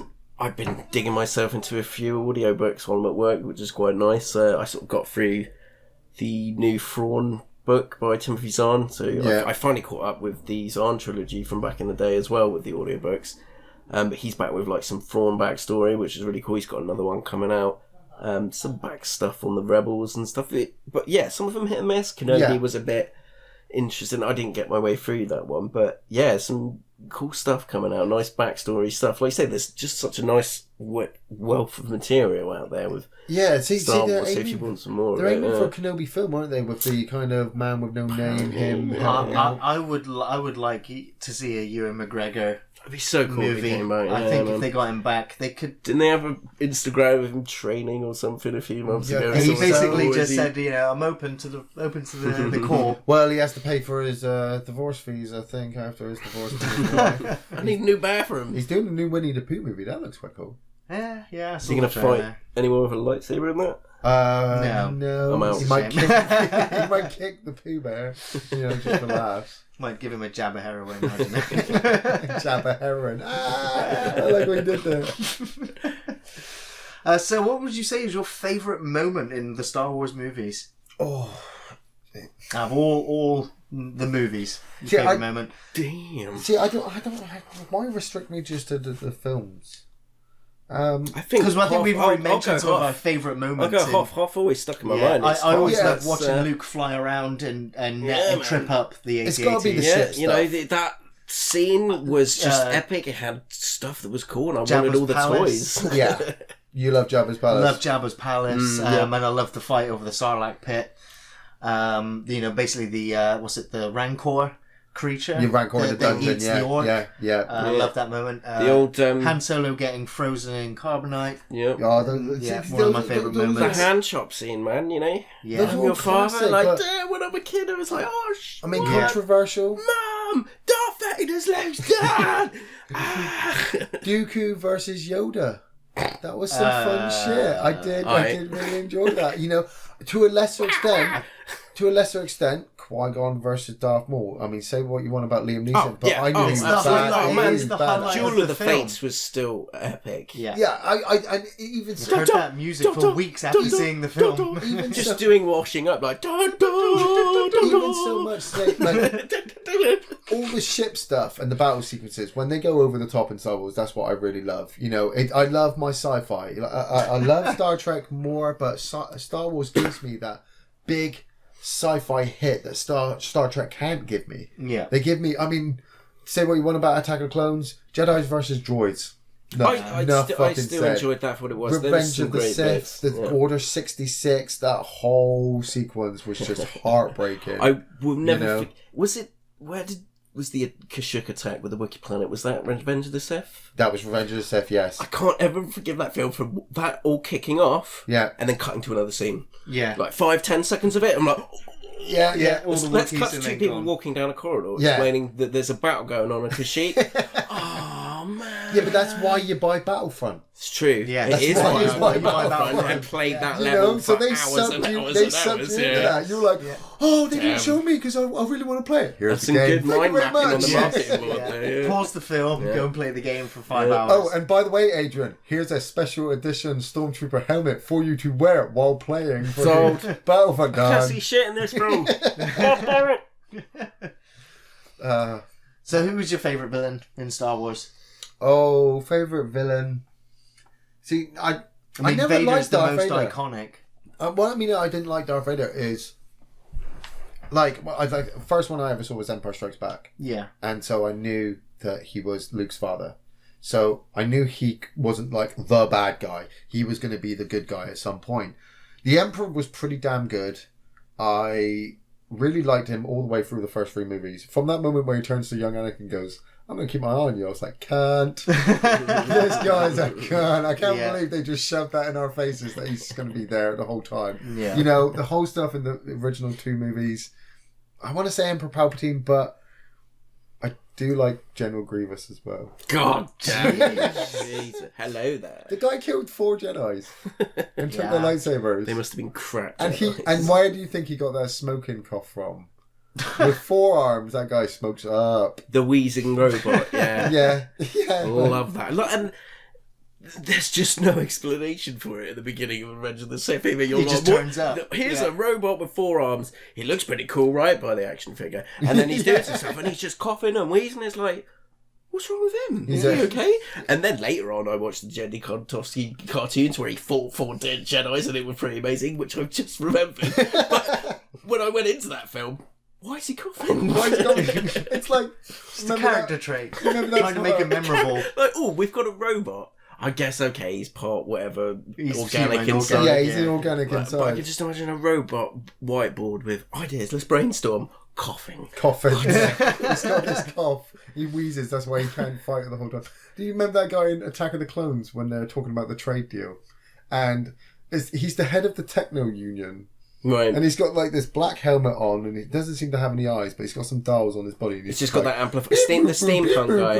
The steampunk We alien. agree with you. And I'm like, what the fuck is that? That is such a weak fucking creature. Come on, I've just been at Coruscant.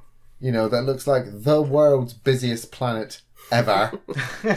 You know, how millions of people don't just die from car crashes, I don't know. But you gave me that. I will go for Darth Vader. Yeah. Terrified me when I first saw him as a kid. You know, like just looking across from first thing you see him, he's just marching down this corridor with loads of badass looking choking his own stormtroopers, choking guys, a guy, right, just choking like the rebels, and it stuck with me when I was a kid, and I thought he was great. And again, one of my issues with the prequels was it ruined his visage, man. What I loved about Rebels is, like I said earlier, it made Darth Vader menacing again. Oh, he was when badass brought him back, that reminded me of like the original trilogy Vader. It was like, oh yeah, he's a badass. He's not Hayden Christensen. He's a badass. So Darth Vader, gotta be. Vader. Yeah, for me it is the Darth Vader Emperor Palpatine combo. The best villains in Star Wars. Yeah. I don't think they'll ever have villains as good as those. Oh man, he shoots lightning from his fingers. It's fucking cool. Absolutely. I love playing Emperor Palpatine in Star Wars Battlefront as well. Whenever I get a chance. It doesn't happen. It's like once every 5 hours I get to play it. Yeah, just teleport. Spin. Yeah. Darth Maul I always thought was could have been an interesting character. And in the extended universe, he is a bit more. Yes, that's what explored. I was torn between Vader and Maul, but Maul relies on mostly Rebel stuff, and I didn't really see much of the Clone Wars stuff. It's nice that they tied it all in with the newer series and stuff. But he's just a clumsy villain. Maul. He's really good. He's really good and dark and sinister, but he's always going to lose. And he was never on the same caliber as Darth Vader, so I had to plump with Darth Vader. The problem is, though, the problem is we've already seen Rebels, so we know what happens to Maul. And you've just seen Solo. And stuff. But anything that they bring up with him, possibly in the future, is just like he's not going to die here. I know the Titanic going to sink because that was the. I suppose that's what the original trilogy. That's why they're always so good. You know, the franchise itself is a success and a massive success. But the first 3 movies, it's surprising that the first one did so well that it could carry on because it could have just ended where it was. It was a gamble. Yeah, it was a gamble on an unknown, and it changed the blockbuster format for Empire. Everyone, and he was a genius for the merchandising. It changed what cinema goers. Empire changed it all. Conditioned into wanting, I guess. Empire changed it all by bringing in the villain winning, and then Return of the Jedi ended it by going, he's dead, and you're like, shit. You thought he would have survived. You know, there would have been a reconciliation, but no, we're burning his body in this Ewok village. All this plastic smoke and sulfur is going up and, you know, poisoning everything. Yeah, letting the radiation fall out of the Death Star exploding so close to their planet. You got to remember, long before all the Marvel movies, the wild card of self-sacrifice was already played in Return of the Jedi, you know what I mean? It's all the rage now, but mate, Darth Vader was there first, you bastards. Yeah, he killed himself first. So if you he was the first Coulson. If you were to be making a Star Wars film, where would you set it next? In space. Okay. Stars. Thanks, Ian. That's my when would you set it? Where would you set it? Who would you? I would set it. I think with Rogue One. Yeah, I really enjoyed, and I think a large part of that was. Yes, I think part of it, I'm heavily into the side canon of the games and stuff like that. Yeah. But it was also seeing, not so much all of them, but like seeing grunts on the line. I remember reading Twilight Company for the first Battlefield game. Okay. I listened to the audiobook of that, and that was actually really enjoyable. It was about this detachment of rebels that were on this cruiser called the Thunderstrike, and it kind of, I can't remember their campaign now, but they go on this, mission, like series of skirmishes across this like last part of the galaxy, and they're defending like this mountain in Sullust with lava coming out, and there's stormtroopers coming out of them. And I think that sort of like boots on the ground sort of aspect would be really cool. Yeah, there was a nice bit in Solo where it was interesting that they, albeit briefly, explored the fact he was in the Imperial forces for a while. It would have been nice to see him being cocky as a pilot. Show him getting kicked out. Don't just cut to 3 years later. But when they did cut to 3 years later, it's straight into the trenches of some kind of swampy planet where they were trying to take over, and it was like, that was cool. Nice to see that a was little my favourite glimpse part of the film. Yeah, I was like, oh, okay. And then, very quick gone. with that, and it was gone. We were off somewhere else, but a proper just boots on the ground war movie or something like that. Saving Private Ryan in the Star Wars universe. See, no, you need the characters. An Aliens movie in the Star Wars universe. Even some kind of Band of Brothers type.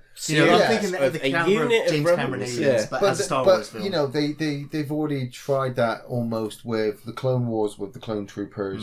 They had the Clone Troopers Republic Commando games coming out trying to build up the backstory of playing as Stormtroopers. They incorporated it with all the games. It works. I don't think it would work on a 2-hour big scale unless, and this is, I think, this is how you do a Star Wars movie. You just throw everything in there. Okay. Well, they do Space that battles, anyway. ground battles, lightsabers, light and dark guys. Yeah. We already know now that anybody and everybody can fucking weld a lightsaber. You don't have to have force powers, but if you do, it helps. Everybody can fire a blaster. They can all fly their own ships as well. It's war on war. Yeah. We want. Would you like to see? If you're going pre-Republic days, that's what my suggestion. If I was to make my own, if I was to be told, Gary, you're making the next Star Wars films, I'd be like, great, get the rights to the Knights of the Republic game. We're going to do Darth Revan, and we're going to do a trilogy of films in the Republic. But you just need to have all those battle sequences in. You can't have. I will open with a space battle because I love space battles. You can't have it opens with the mother of all space battles. That's the problem as well, though. You got to, like I said, you got to go all in. You've got to also have the character base. So maybe Knights of the Old Republic. Just have Knights of the Old Republic, a Star Wars story. Yeah, 2 hours long. But then we already know the ending. Yeah, we can still mix it up. Plus, it's a great story, and even knowing the ending doesn't mean you want to not revisit a good story. Along the Dark Everybody story. knows that Darth Vader is Luke's dad, but it doesn't stop people watching the film. Lightsabers, blasters, spaceships, explosives. We need the toys, and I'm just going to say on the limb, if you're sat there and you're still listening to this, thinking, you fuckers, you blowing the cock of George Lucas about Star Wars. We're not. We still remember. Didn't even mention Kathleen Kennedy once. Why don't you come over here? I got a little Star Wars for you. We still remember them raping a stormtrooper. And we don't accept all of the things that go on. But for each of us, we love our spaceships. We love our sci-fi. We love our fantasy adventures in space. Yeah. We're going to keep watching it, and even if quality does drop. Yeah. It's still Star Wars. Love it or hate it. It's some more Star Wars. We didn't mention a gold bikini once. That's amazing. We didn't. A gold bikini. Oh, I did then. I thought I'd get a gold bikini. Well, that's going to bring us to the end of this part of the podcast. I just want to say thanks for listening and thanks for joining us, Adrian. No worries. And we'll be back in part 3 answering your questions. May the Force be with you. Aww. That's it.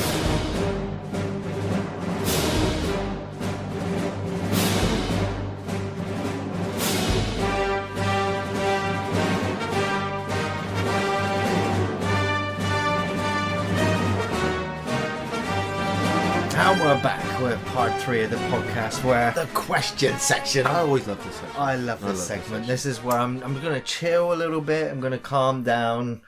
It's time to take it easy. Yeah. It's starting to get late. And the first question is from Rennie Rodriguez. Hey, Rennie Rodriguez. And Rennie says, hey, great podcast last week with the ladies. Nice. I'm not a Buffy fan, but the segment was interesting and entertaining. Hope they can join you for more reviews on the main show. Yes. My question for both of you is, what's one movie you will never review, even if it's a Patreon request, and why? Keep up the great content. Love the show. I don't think there is one, is there? I don't think there is one, no. Not now. We've kind of anchored ourselves in a place where we will do any type of film. So long as we can get hold of the film if we don't already have it. Well, I mean, even the most unknown obscure film has it on print because people know about it and you can get it from somewhere. But yeah, that's the thing. I want to say about the show, especially with this question, is we don't know what we'll be doing from week on week. So like you could drop us a film that is absolutely hated by millions. Yeah, but we're still going to do it. Why? Because we need to know why. Well, I need to know why. I don't know about, you. I mean, there's many films I've turned to Gary and said, hey, we need to do this film. And he's just shot it down and gone, no, never. I'm never touching that piece of shit. I've got nothing to say about it. And I'm like, come on. And then somebody pays the money and we do it anyway. And I'm like, sweet. Now move on to the next. Because the more films that we do that people hate, the more anticipation you got for that loving film come around the corner. Yeah. You know? Yeah, that's true. I don't think there's any film I would deny. It would. Every film that's ever been given to us has gone on the list. Yes. I mean, our to-do list is massive. Our to-do list is right through till Christmas now, which is crazy. No, that's just the priority list. We've got two lists, Gary. Oh, We've got the priority list, which is all of our Patreon subscribers, which obviously are work schedule constantly. Yep. And then we have our to-do list, which on our to-do list, there are films that we personally would love to do, but we don't because, well, somebody else wants to see something else. So we're going to concentrate on that. Yeah. You know, I've always said it's very easy to love an easy film. Yeah. You know, and talk about an easy film. It takes it's a lot more work when it's a film we've never even heard of, or it's a film that there's not much information about to look at how the making of it, or it takes a lot more, you know, but thinking and brain power to work out the story behind a film that you've never heard of and gone, how the fuck did this even get released? Yeah. I see quite a few of those. Next question is from Will Schwarting. Hey, Will. Do either of you have siblings? And if so, what films remind you of them? Or do you have any movies that you watch together as kind of a tradition? Every Thanksgiving, my sister and I get half buzzed and watch Planes, Trains and Automobiles. I just turned her onto your channel and she can't get enough. Nice. Thanks for the great reviews, guys. Hashtag Shelfer for life. Get her to like the Facebook page. Cheap advertising there. Indeed. I don't know. Do you want I have a younger brother, 2 years younger, and my brother had quite a few films that he watched a lot. Jason and the Argonauts was one of them. He's called Jason, so... He's called Jason. He also was a big fan of the Friday the 13th series, obviously with Jason Voorhees. He was just a bigger fan of the film Christine as I was. Yes. My brother was a bigger fan than I was of the Warriors. Yes, yeah. My brother also watched Star Wars a lot more than I did. But those are the ones that I remember my brother watching the most, or I watched with him the most. Religiously, yeah. Yeah. Willow was also on that list as well. Mardigan, that's a great one. I don't speak to them. I have two older sisters and a younger brother who, our family, well, just like typical Scotsman, we just split off. We can't stand each other. So if I'm going to think of films that remind me of my family, because I used films to avoid talking to them, I don't know, the fucking Sawyer family from Texas Chainsaw Massacre. You know, that makes you think of family. Well, that makes me think of my family. You know, fucking, you know, what's that SS warrior woman of the SS? You know, Ilsa. Ilsa, yeah, that reminds me of my mother. You know, but no, I used films to avoid family stuff back when I was younger. So fuck them. Yeah, I know. I remember you saying it to me, and I was always very confused after having the relationship I had with my brother, watching and discovering films to yours. Scottish people, mate. Yeah. We can't stand each other. Next question's from Erin James. Hey, Erin. Love the last podcast, even though I don't like Buffy. There's a lot of that going around. A lot of that going around, though, yeah. Here's my question for the next one. What is your ultimate finishing move? And whose is more powerful? Rochambeau. I'll go first. Or mine? Well, what is your ultimate finishing move? Is that it? Rochambeau. I'll go first. You get to go first. Yeah. What about if that's my ultimate finishing move? Well, I've already called I go first, so I'm sorry. Can't just, that's not... Oh, you should have had an answer already. I had this answer all set for like 2 weeks. It's Rochambeau. I thought of all the different... I've not even glanced at these questions. I've just copy-pasted. Usually I get a chance to. I didn't think I was going to be answering some of these questions. Yeah, exactly. I saw this question. I was just like, Rochambeau. I thought about all the different finishing moves I could go for, but it leaves you undefended. Yeah. You know, even if you rip out a man's heart and have it beaten, he still has a chance to kick you in the balls before he dies. Yeah. You know, you could crush a man's head, but he could knee you in the balls. Your balls are the worst part of the human body ever designed because I think I mentioned this in a podcast perhaps, or maybe a Gaming Friday, or before we were calling it Gaming Friday, sequential or something. I might have mentioned that I did martial arts. So I was a second dan black belt Shotokan karate. Yeah. And in a Kumite tournament, I got kicked in the nuts. And I carried on fighting until the judges called a time and pulled us back. And it was only before they were about to commence the fight, it was then that I just went down. Yeah. And they were all confused as to why I'd gone down. You're going to vomit. And that was because I was going to vomit. I had pins and needles shot through my entire body. The fact that I managed to not concede any more points, and that the fact that the judges had missed it entirely and they were confused when I went down, being kicked in the nuts. Your balls are in your asshole. You can't stand up. I mean, I put it up there with childbirth. I've been present when my son was born. That was painful, and I wouldn't want to go through that. But yeah, Rochambeau. So, what's your finishing move? It's weird. Well, I guess my finishing move was the pedigree. Hook their arms. I did that a lot when I was wrestling. Also, the unprettier. Yeah, that's a good one. All requires a quick kick to the nuts first, or a quick kick to the midsection. Yeah, bend them over, drop them on their head. That's what I've always said. It doesn't matter how good at martial arts. At least mine's got a bit of technique to it. Yours is just well, I'm raw instinct. I'm full of rage. I do. If I drop the you on Hulk your doesn't neck, kick enough people in the nuts. No, he doesn't. He look what he did to fucking Tim Roth. Yeah. He just hit that tree. Next question is from Derek O'Sullivan. Hey, Derek. First of all, I want to point out that I've been watching movie reviews ever since I've had the internet. I have my favourites, but I would rate you guys above all, as I find you guys don't have any airs and graces, and I find you lot very relatable. Thank you very much. Yes, we very much appreciate all that support. Hell yeah. Yeah. Now my question is, do you think you'll ever review the Superman series, especially 1 and 2, as Lois has left us? I know you have never done a superhero, but it's more than a movie. Yeah, I every so often I just rewatch the Richard Donner Superman film. Just Christopher Reeve is my Superman. Man, I'll go on a limb and say what you want about Justice League. We've just done a big Star Wars franchise thing about, buying into these big franchises. If you put a red cape on a guy and slap an S to his chest, I'll watch it. I would have watched the Nicolas Cage Superman stuff. I love Superman. Yeah, I love Superman. Yeah.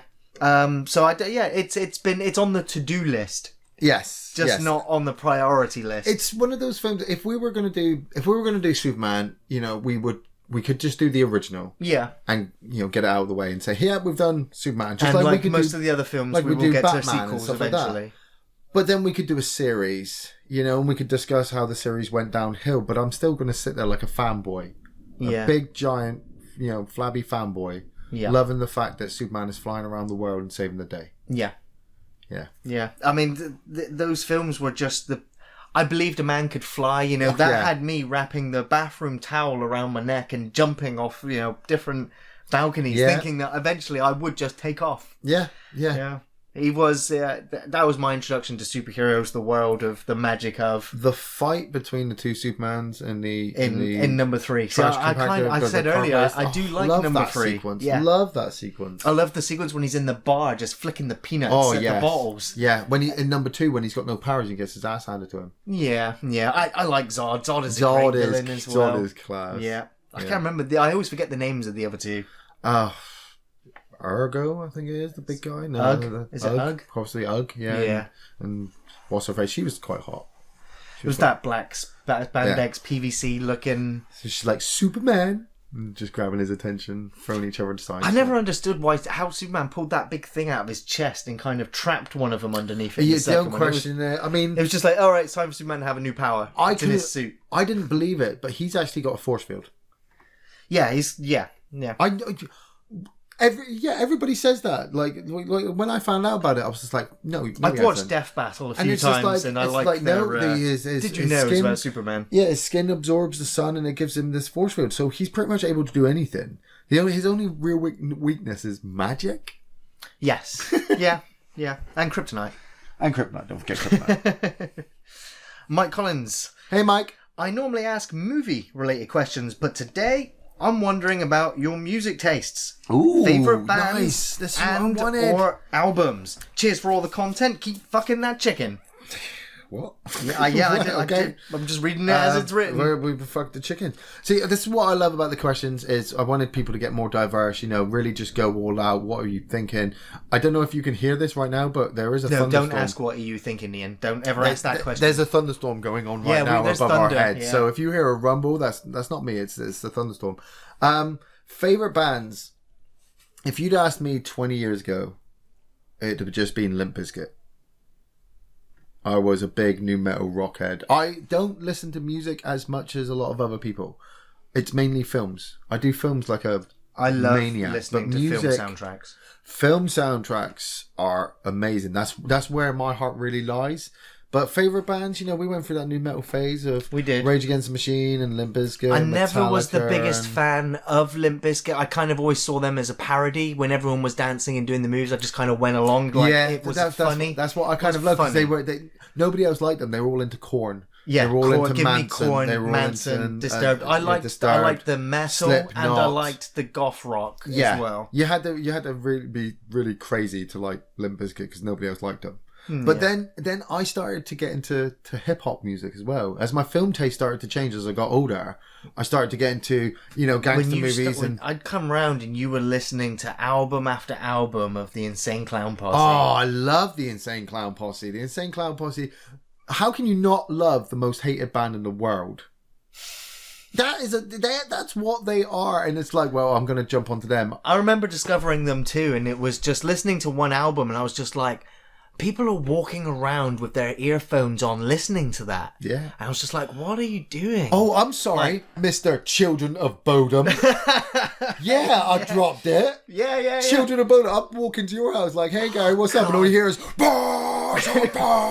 fucking energy from that band was just the next level. Yeah, but that's it. Loved it. As we got older, taste started to I really loved change. Cradle of Filth as well. Cradle of Filth. I had every Cradle of Filth album. Why would you listen? I mean, I wasn't a big fan of Slipknot for a while. Yeah. And I think we both agree that we don't like pop music. Not really. But it is force-fed to us so much that you will probably catch us at some point singing Taylor Swift. Or Natalie Imbruglia. Maybe. Or Alanis Morissette. Definitely. Alanis Morissette. Now, Alanis Morissette's a really good, interesting Alanis Morissette was my first ever favourite album from start to finish. Jagged Little Pill. I used to listen to her going to sleep, and over and over again. Wanted a girl that looked like Alanis Morissette and could sing like her. Yeah, Alanis Morissette was my first favourite album, followed by Meatloaf, Bad Out of Hell. Yes. I also loved Queen, Bohemian Rhapsody. Oh, you gotta love a bit of Queen. I can't wait for the film. Actually, didn't bring it up in the trailer segment, but Bohemian Rhapsody. I was apprehensive about watching that trailer because the film had been in development hell for so long. That actually the reveal of the trailer, I was like, I cannot wait to watch that. Yeah, just the way it's shown from that time period. Yeah, his perspective. It's like, yeah. But favourite albums at the moment, I mean, you'll catch me listening to all sorts. Just last week or the week before, I was listening to, what are they called? They did the song for Sacred. Blind Guardian. If anyone ever watched Spoonie Experiment, he used Blind Guardian at the beginning of his talking about his tabletop experiences. Oh, because he had his own homemade song, didn't he? No, it was how'd that tune go again? You're gonna break me. Oh yeah, that's his main episode. But when he's just talking to the camera about his tabletop, because he runs his own campaigns as a DM, and he talks about the experiences, about what happens with different players and scenarios. Nice, yeah. But he uses Blind Guardian in his intro for those. And I listen to Blind Guardian when I'm creating maps and creating scenarios for Divinity 2 for the campaign I'm building. Yeah. So there's just like really good ballads where they sing about characters from Game of Thrones. Nice. They, it's like you're in a tavern and that's the band or the bards that are playing. The bards are playing. But with a nu metal / goth metal tone to it. Nice. Where you can actually understand the words. and it is sung like a ballad, like a bard singing. Nice. And so I do like Blind Guardian, but I wouldn't ever usually admit it to everyone. Like, yeah, I'm listening to Blind Guardian. They'd be like, what the fuck is that? Oh, it's new age music. You wouldn't understand it. But test them out. You might grimace and just it's a cheese factor. Oh man, there's some fucking shit out there at the moment. But whatever bobs your head. Yeah. You know, I've gotten to that point now where if I've got my favourites, but then I just let YouTube play sometimes. Sometimes, yeah, I call it the rabbit hole. Yeah, just where let the music go. It plays recommended, and you just you'll discover stuff you've not heard of before, but within the genre roughly you like. And it's like what I said about pop music. It's not my favourite, but when I'm in the car and I'm driving around, if I haven't got... Saying that, actually, I forgot. I bought the John Carpenter soundtrack album for his films. Yes. And is it the unreleased stuff? No, or was it the film compilation? The film compilation. And I also bought the Lost Themes CD 1. Yeah. Lost Themes was really, really good. It's like driving around in a John Carpenter movie. Yeah. But listening to the soundtrack in the car, when Halloween picked up... And you're driving. And I'm driving down the road. Did you feel like putting a mask on? Oh, man, it was creepy as fuck. Seriously, I'm driving just down the road and... like Michael Myers could be around any corner, but then am I Michael Myers? I think if you were out in the middle of the night, you're not in the car by the way, you're out in the middle of the night. Right, yeah. What would be the creepiest John Carpenter score to start up? For me, I think I would be most scared if I heard the Mist music start up. Ooh, the Thing music I could probably deal with. I could be like boom boom.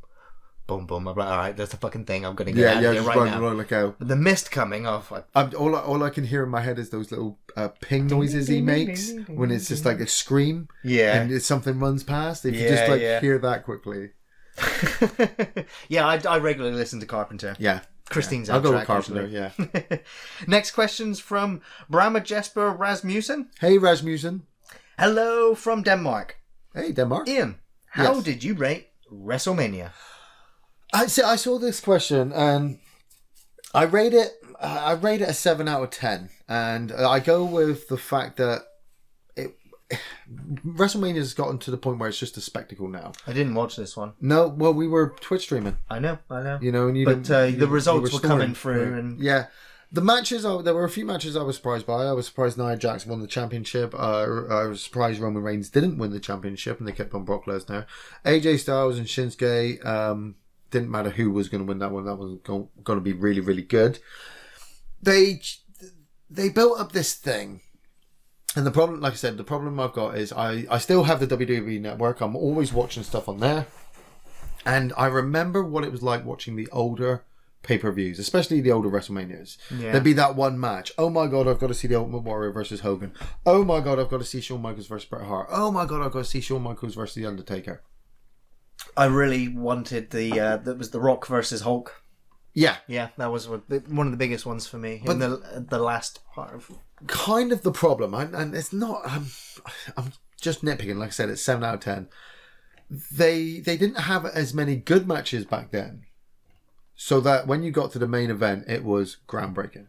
Yeah. You were so glad you were past the Brown Panties tag team match to get to Triple H versus Rock for the championship. For an hour-long spectacle. For an hour-long spectacle.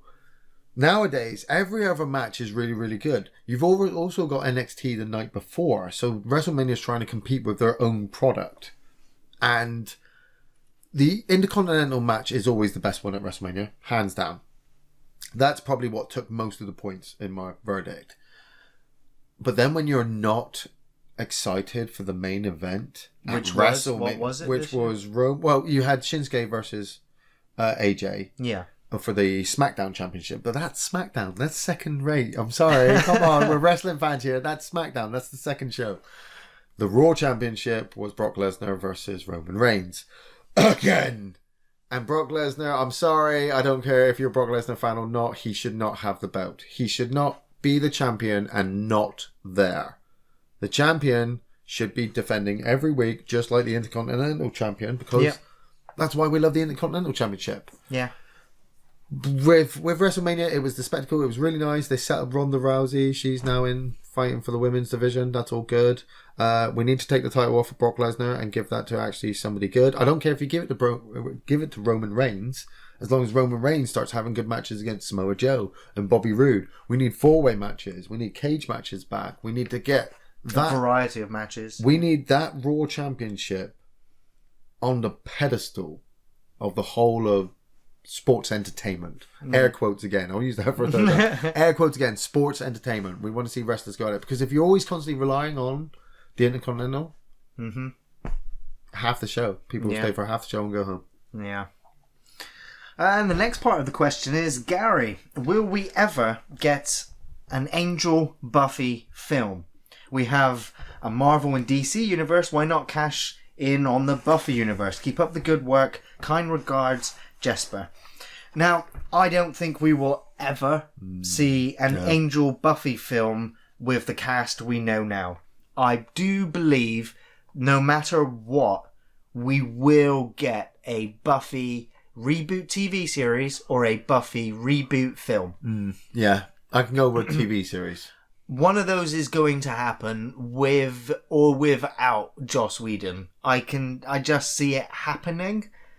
And I've got a flash. Okay. Yeah. Right, pick one. TV or film? I would prefer TV, but I reckon they'll go film. So 12 episode series, right? Yeah. Buffy moves to this new town, right? Goes into school. This is reboot Buffy. This is reboot Buffy. Okay. She goes into the library. She gets told she's a Slayer because the guy's a Watcher. Blah blah blah. But as she's walking around class, she comes across the Puerto Rican Mexican kind of tanned, good-looking boy with a six-pack who just happens to be called Angelus. And he gets turned into a vampire in the first season. Yeah. And becomes our next big enemy. You reckon they'll do that? He's not going to be an age-old vampire. He's going to be a teen jock who gets turned into Angel. He's going to be a teen jock who gets turned into Angel. Goes on a bit of a killing spree. They don't know it yet. They don't know that they're in love with each other. She knows he's a vampire, but she thinks he's good, but he's not really good because he's been trying to fight in people.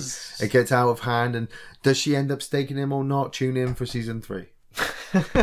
That's when you bring all the lesbian shit in with the witches and. Maybe do an American Horror Story of it with different things coming to Sunnydale. Whatever they do, it's going to be different. It's going to be very weird to rewatch. It's especially considering it's going to be aiming again for a teen audience. And will you feel creepy? It will just not be for me. It's kind of like the weirdiness maybe of watching Supernatural, but at least they've kind of using the same actors. You're growing up with them, but if they went backwards and just it's another 16-year-old Buffy. First day at school, new school. Question: will she have a sister?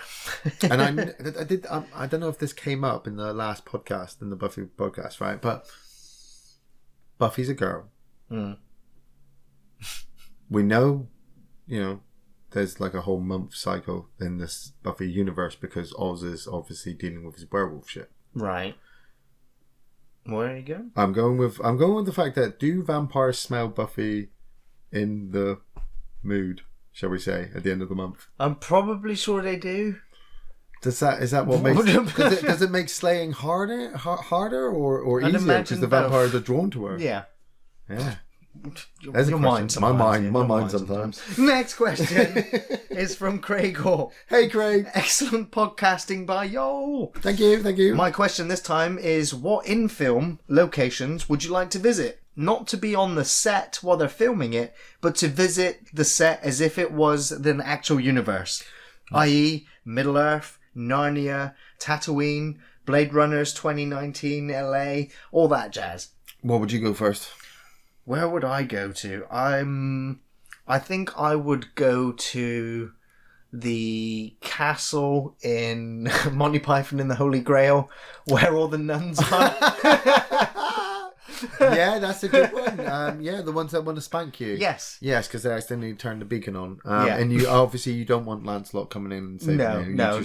You just want it. Right, I can see where that's going. Yeah, that'd be a pretty good place to go. Messy. Yeah. I would like to go to Winterfell, but that's going to be bloody. Yeah, it just doesn't end well there. I'd like to go to the weather station in the Thing. Yeah, I always liked that place. Obviously carrying a flamethrower. Yeah, carrying a flamethrower, incinerate anybody that moves. Yeah, I mean Middle Earth would be nice, but really only the Shire. Yeah. Because every other place is like under attack all the time. Yeah. Unless you like that kind of thing, maybe you want to always go into battles. True. I like to go on the onto the Enterprise. Yeah. You know, yeah. I'd go and abuse the replicator and then go and abuse the holodeck. Man, after what you said about the castle from Monty Python, you know, I mean, okay, calm down there, Mr. Weinstein. I'd love to go on Red Dwarf. I'd go one. Not as one of the crew. You have to be as part of the... after it all happened. After it's going on, right? Yeah. Yeah, those are pretty good. Such good ones. I wouldn't like to go to Clendatu. Why not? From Starship Troopers. That's a death zone. I'm trying not to think of death zones. Yeah. You don't want to go to those places. I think we had this before. Yeah, death zones are not good because you just end up dying really quickly. Yeah. Okay, I'll come back to me. We'll come back to that. Come back to that one. All right, next question's from Jack Hawkins. Hey, Jack. Hey, guys. As always, loved the last podcast. My question for this episode: bottom or the young ones? Funnily enough, I asked this question to Linda, and she came with one answer, and I said the other, and I realised it was a generational thing. So also fist bump. Sorry, fist bump back. I reckon you're bottom. I'm bottom, and she was the young ones. I am probably going to... Oh, it's fucking tough. It's generational, mate. I loved the young ones so much that I reenacted about 8 plays, school plays, of the young ones, and I played the hippie Neil. It was just so random shit. It was fucking crazy. I loved the young ones. I loved the one where they get flooded. You know, it's one of the reasons why I so much loved a Red Dwarf. You know, it's when the plug sockets talk to the plug. Yeah. You know, and go, how was it for you? Electrifying. You know, it was that random shit. Motorhead turning up halfway through an episode. Yeah. Jennifer Saunders trying to kill. Alexi Sale just kicking in the door every week, and every just episode, doing a stand-up act. Yeah. I liked it, but I liked Bottom more because it Bottom had was narrative. That refined. It had a refined narrative. It's a really tough call, and I would be Bottom is going to win because of the live shows. Yes, and that is why Bottom does win. Yeah. But if it was just the TV series, I would. If I had to choose right now between which one would I sit and watch, the first thing that comes to my mind is the Young Ones episode where they go on the student challenge competition. Yeah, the university challenge. Yeah, the university challenge. I want to watch that episode. It's the one where Vivian loses his head in the train. Yes. And it's the one where they write a P in front of his name on the... Yeah, I just love it. Yeah. Love that episode. Absolutely brilliant. Great. Next question is from George. Hey, George. Hi. What is the best and worst Karate Kid movie, and have you seen Cobra Kai yet? No, I have not seen Cobra Kai. I've been hearing some I've heard reviews really good things about it. Really? I haven't heard anything bad. I heard mixed, but it seemed to be weighing towards good. I want to say the first one. I want to say the best one. I want to say the second one. What's the best one? The best one's still Jackie Chan one, mate. Yeah? I've not seen it. You've not seen that one? No. That's a really good remake. Okay. Because, you know, it takes the whole premise of the Karate Kid with it. But the emotional story behind Jackie Chan was just a little bit more than Mr. Miyagi. Because you needed the stuff from Karate Kid 2 to explain the history of Mr. Miyagi. And it seemed a bit much. You know, Danny going all the way over to Japan and kicking ass and getting a new girlfriend, but then coming back and getting another girlfriend in the third movie. It was the Mr. Miyagi story, really. And, you know, it changed the set. And I was surprised that it could even get a sequel and that it was half as good as it actually was. Yeah, I like the third one more over the... The third one is just a parody of the Karate Kid at that point. It's stupid. It's revenge. It's It's a silly revenge film. But it works to a point. I am excited to see Cobra Kai, though. I am kind of curious to see how they continue that Hillary that Swank history. one's not very good. No, I didn't watch that one either. Watch $1 Million Baby with Hillary Swank. I saw $1 Million Baby, and that's a tough film to watch. I've seen it filmed twice. I don't think I'd ever watch it again. Review. Next part of the question: which Superman movie series would you like to live in?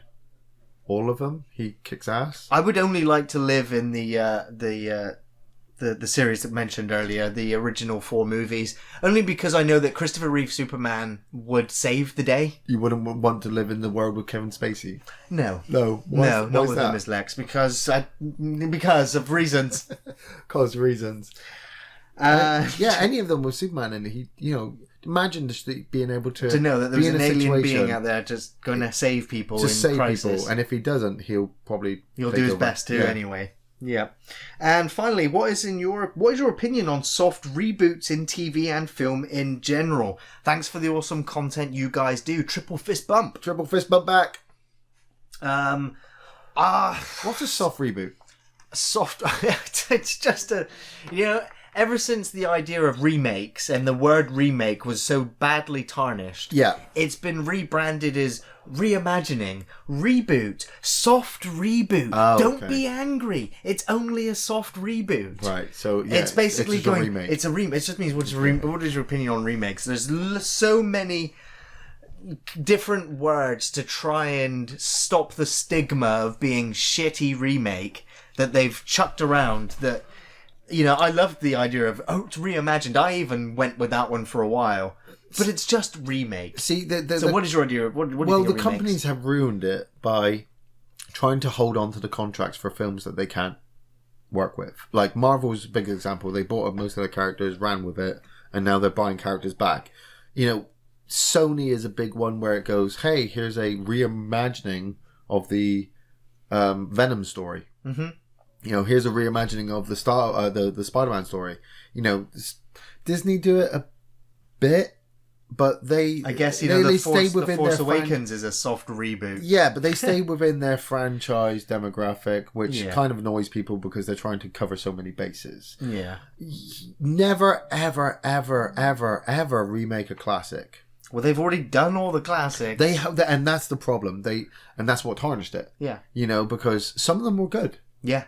Some of them were really bad, but it's... Strangely enough, you have to do it as well.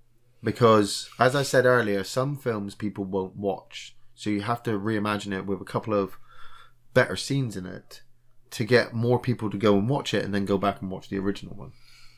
Whereas for many people, I see and speak to a lot of young people at the cinema, and when these films come out, they don't realise that there were previous films before these. And so it's kind of the way that they're marketed and we shouldn't burden them with how we feel about the original. Because those films aren't going anywhere. Those films aren't going anywhere. If anything, some more attention is being given to them because of the remake. Yeah, if you burden the person with your views on what you think of the original films compared to these new ones, it stops them from rebooting it, yes. But then it does slowly kill the franchise. Yeah. And then you're crying out for a soft reboot and they drop it again. And we go through that full circle again. When films are remade and TV series are remade, I take it with a pinch of salt. If the remake is terrible, I can go back and watch the original. Yeah. I say the reimagined remake of It was quite good. Yes. Battlestar Galactica reimagined. Yes. I love it. Yes. So it can work, and they can make pieces of work which in some regards exceed its original source material. Yeah. It doesn't happen very often. Yeah. But it can happen. Ghostbusters. Yes. Like Ghostbusters. But it can happen. Poltergeist. Yeah. Poltergeist. Oh. Nightmare on Elm Street. Nightmare on Elm Street. Garbage. Jesus. Fucking... There's so many that you most kind of let horrors. them slip out of your mind. Most you let them go. A lot of them are horrors, yeah. Yeah. They go around. It's a cycle. Yeah. Next question is from Lewis. Hey, Lewis. Do you think they'll ever make the third and final Alien prequel movie? Yes. Are you guys going to watch the new Predator movie, even though it looks like trash? Yes and yes. Yes and yes. Yeah, there'll be more Alien movies. There will be more Predator movies after this one. Reimagined Alien movies. There'll be reimagined reboots, sidequels, sequels. Yeah, and you'll go and watch it because you want to see the shit on the big screen. Yeah. Somebody says, hey, we've just reimagined Batman in IMAX. You're just like, I'm going to see it. Yeah. And the Predator, Gary says we have to go and see. So we will see, and we will do a mini review, first reaction to it, of course. Yeah. That'll be the next one of those that we do. Who was this? This was Will, right? It's from Lewis, yeah. Lewis. I blame you, Lewis. Next question's from Jake's Joan. Hey, Jake.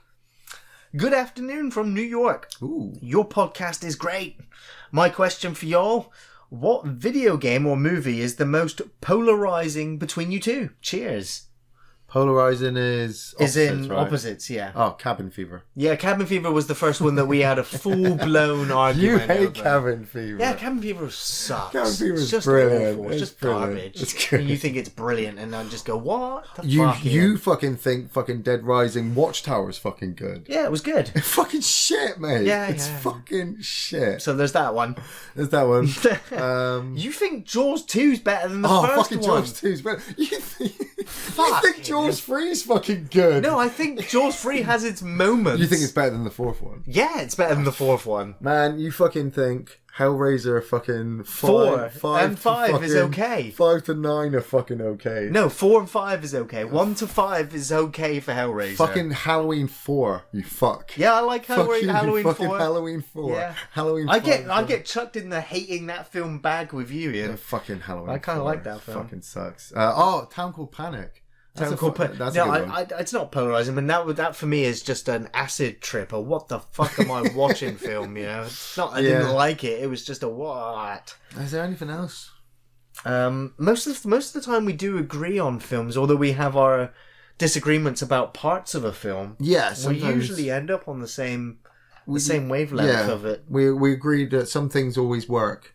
Yeah, on the basis, but then for different reasons. Yeah, if the script is completely out the window and the CGI is out the window and everything just runs into a car crash, and Gary's like, "I really enjoyed that." You just want to slap him, and I have to hold back, and I'm like, "Why?" I'm sure in the future, so long as we continue to keep reviewing films that neither of us have discovered or known about, we'll have our clashes again in the future. I can't wait. It'll happen. It'll surprise us, but it'll be. You really liked Rawhead Rex, didn't you? No, Rawhead Rex was. It's like a guilty pleasure. I would watch that again now the Blu-ray's out for a good laugh. Drink some beers, have a drinking game with it. Yeah. Next question's from Matthias. Hey, Matthias. Question for the next one. Yeah, I'm still unsure about ditching the couch, although might be fun to put hints in the background for future reviews. Or I also liked it when you used to put the movie you're watching in the background. Yes. Would you guys consider ever using a Wheel of the Worst type thing? And if you're not aware of Wheel of the Worst, it is a Red Letter Media reference where they literally pin like 10 videos to a wheel, and they spin it and it stops on a marker, Game of Fortune type thing. I'm just going to say right now, while it's on record, I personally do not want to take any ideas from Red Letter Media. I don't watch the guys, and I know a lot of you do, and I know Gary loves them, and I'm sure they're really, really great guys. They're fucking really popular and all that kind YouTuber. of stuff. I never want to take any ideas from anybody who has already done them before. No. It's different for films, because films are universal. It's art. I can just keep doing it. But if I feel like I'm doing something that somebody else has already done, I cannot. Have you seen YouTube lately? It is full. There's a lot of YouTubers out there. I know, but none of them are like me. And so if that's the thing. If I came to the set and you had a wheel there of all these different films, I'd be like, "What the fuck? What the fuck am I supposed to do with that?" Spin it. Spin it. Okay, but if that lands on a film and you want me to spin again, I'm going to slap you. The couch. Yeah, we missed the couch. But you wanted to change. Yeah, I wanted to change. I wanted to mix it up a little bit, and maybe we will go back to the couch. I know, sir. We're editing the reviews. We're getting used to it. But we wanted to change. Let's be honest. There was a lot of dead space behind us. Yeah. And Gary is a connoisseur for that kind of stuff. I love the unique view of the sofa. The two of us sat there. It was like a Wayne's World, Beavis and Butthead kind of aspect. But they had a background But they did have a background and things going on. And we just had this dead space, and it was really awkward, the height of it. I thought about maybe just getting a new couch, of a certain size. But at the same time, we're looking at each other now. Yeah. Kind of like a Smith and Jones kind of... Siskel and Ebert kind of face-to-face kind of thing, where I am in arm's reach to slap him now if he pisses me off. Maybe for the upcoming commentary... You could pick like a movie franchise, let's say Pumpkinhead, and then just write the numbers 1 to 4 on pieces of paper and put them in a hat and randomly pick one. We're still trying to get through Friday the 13th. Yeah. You know, I mean, you wanted Sleepaway Camp. How many films did we do for that? We did one video, but we talked about all more. 4 of them, you know. Yeah. Well, just very quickly reference them, though. We didn't give them the full treatment. Like Maniac Cop, that was a big series. Maniac Cop was a big series one. Enjoyed doing that one. Hellraiser. It will be a forever ongoing, that one. Because we'll get to Hellraiser 20 at one day. You can't take them out of context, I feel. It's No. like you couldn't just do Psycho for the beginning. No, we tend to start at the You first. have We to kind of start like to work first. through. And I've said before many times in many podcasts and in the future, they're on the priority list now. Yes. Some of the sequels to films we've already reviewed that you've asked for, we're going to keep working on get to them and at it will some be point. a forever ongoing we just progress. gotta- financially, we've got to balance it all to try and get all the films done. And because all that we kind of like stuff. giving different films each week instead of... We need to feed you. Yeah. We need to feed And the feed beast. ourselves. Feed the beast and feed ourselves and feed our families and you love it. We'll keep doing this stuff. But yeah, I mean, I'm a big fan of Red Letter Media. We both started like the same time. Yes, like you almost. said that. I think we started within weeks of each other. Of course, they were doing. They had the Star Wars reviews, but they started their half in the bag. Yeah. And then the Wheel of the Worst and Plinketto and stuff after we would started. So but of course they had the fan base to begin with fan after base and the budget. the Plinkett reviews. And the fun. And I love their show. Yeah, and well, that's I was going to say you telling me about them keeps my mind fresh of different things I need to do to keep people interested in coming back and talking to us. You know, I could be the same angry person every day. Yeah. You know, but a character like that I'm not comfortable with. See, they don't play characters; they are themselves, Well, in full of drunken glory. I don't know. I mean, well, I'm not going to judge it. Next question. don't you disrespect me. I'm not dissing them. Throw down. Next question's from Ava Langren. Hey, Ava. With the popularity of at-home viewing of films, streaming, cable on demand, etc., do you think that we are witnessing the end of viewing movies in a theatre, like reading actual books versus reading devices, the demise of bookstores? Technology is influencing much of how we are doing things. Is the theatre experience worth maintaining? As always, keep up the great work. Triple smiley face. Nice. Fist bump. We are heading, if we head to the Matrix universe. Right goodbye now, to it all. I can say that the cinema chain that I'm working for has slashed its ticket prices. Usually tickets would cost you up to about £15 or $15, roughly. Roughly. It's now only £5 But that's- a ticket. And audiences have pretty much doubled at the cinema. Yeah. This is there are 2 cinemas in our city, and a third one is being constructed at the moment With new IMAX screens. with new IMAX screens, Which we don't have down here. You have to travel at least 4 hours to get to the nearest So one. I will say that at the moment, and what we referenced earlier, so long as Marvel and Disney continue to keep making superhero movies and Star Wars movies, Big blockbusters. and so long as Transformer movies keep getting made, so long as Roland Emmerich keeps finding new ways to blow shit up, Yeah. the theaters in IMAXs they're gonna stay. Yeah, it's always been that. Before you get that, I do think we will see, and again, Red Letter Media have said this, other people have also echoed this, that I think that art house independent films will find their audience on cable and on Netflix. Yes. I think people will be more inclined to watch something like A Quiet Place at home with a home theatre setup than watch that in the theatre. No. Too many noisy people in a film that's very quiet. Yeah, but that's the theatre experience. It's the same thing. Thing's going to happen. Jurassic Park: The Lost Kingdom is a theatre experience. Yeah, anything with a massive score, Infinity War, and anything with a massive score and great special effects and huge explosions deserves to be on the big screen. We've always known that, from the first black and white picture. I think movies should have the opportunity to go in there. I think things like Game of Thrones should sometimes be aired in a theatre. The technology has to develop. And this is why, obviously, we're having these changes at the moment in our city because of this new cinema with the IMAX in. But then how many films are filmed in IMAX? The technology has to forever keep changing. We've got to keep getting 3D. New cameras. We've got to get HD. We've got to get new cameras. Then sometimes the films don't match up. So we go for these blockbusters and People just like movies on the big screen, and it's a date, it's a night out, you get junk food. Yeah. You can do it at home, and you can get the big screen at home, but if you have a big screen at home, it looks silly unless you're watching these huge epics. You see like the celebrity homes where they've got their own projectors, home cinemas. You would totally do that. Oh, hell yeah. Yes. I need that. That's my retirement. That is my retirement. But you can't do it with everything. You wouldn't be able to sit down and watch, like you said, Game of Thrones in the cinema with 400 people, unless it was a 2.5, 3 hour I've actually movie. Mentioned it to the manager at work, and it is a possibility that we might air Game of Thrones at the cinema. Oh, yeah? Well, it might be private screenings, and therefore no public knowledge will go, oh. No, you can but it is a possibility. Yeah.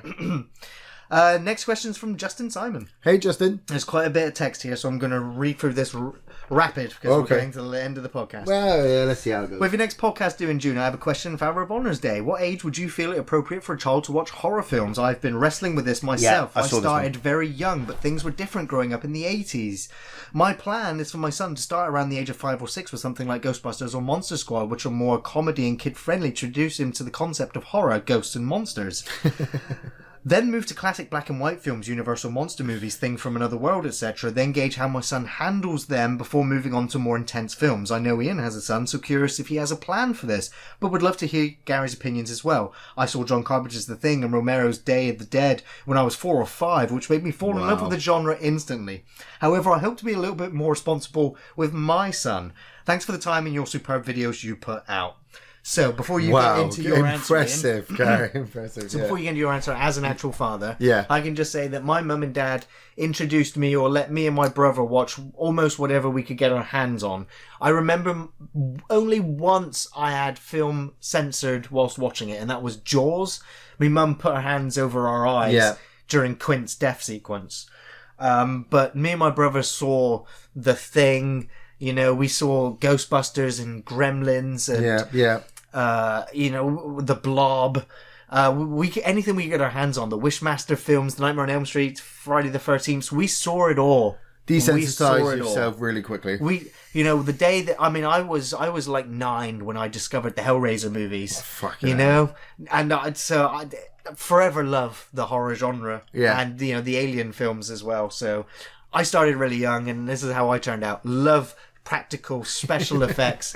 Love John Carpenter. Love James Cameron, and there's so many. So I reckon it's going to come down to you, because obviously I would be able to talk to my dad and go, "What the hell was that? What's going on? What's happening?" And have it explained to me. And so I love films as a result of seeing these films early on, because I speak to people today that go, "Oh, I didn't like scary films when I was younger and won't watch them now," and I'm like, poor bastards, you're not going to experience this. The problem nowadays, though, is it's not just back when we were younger. All we had was TV. And then as we got older, we got introduced to.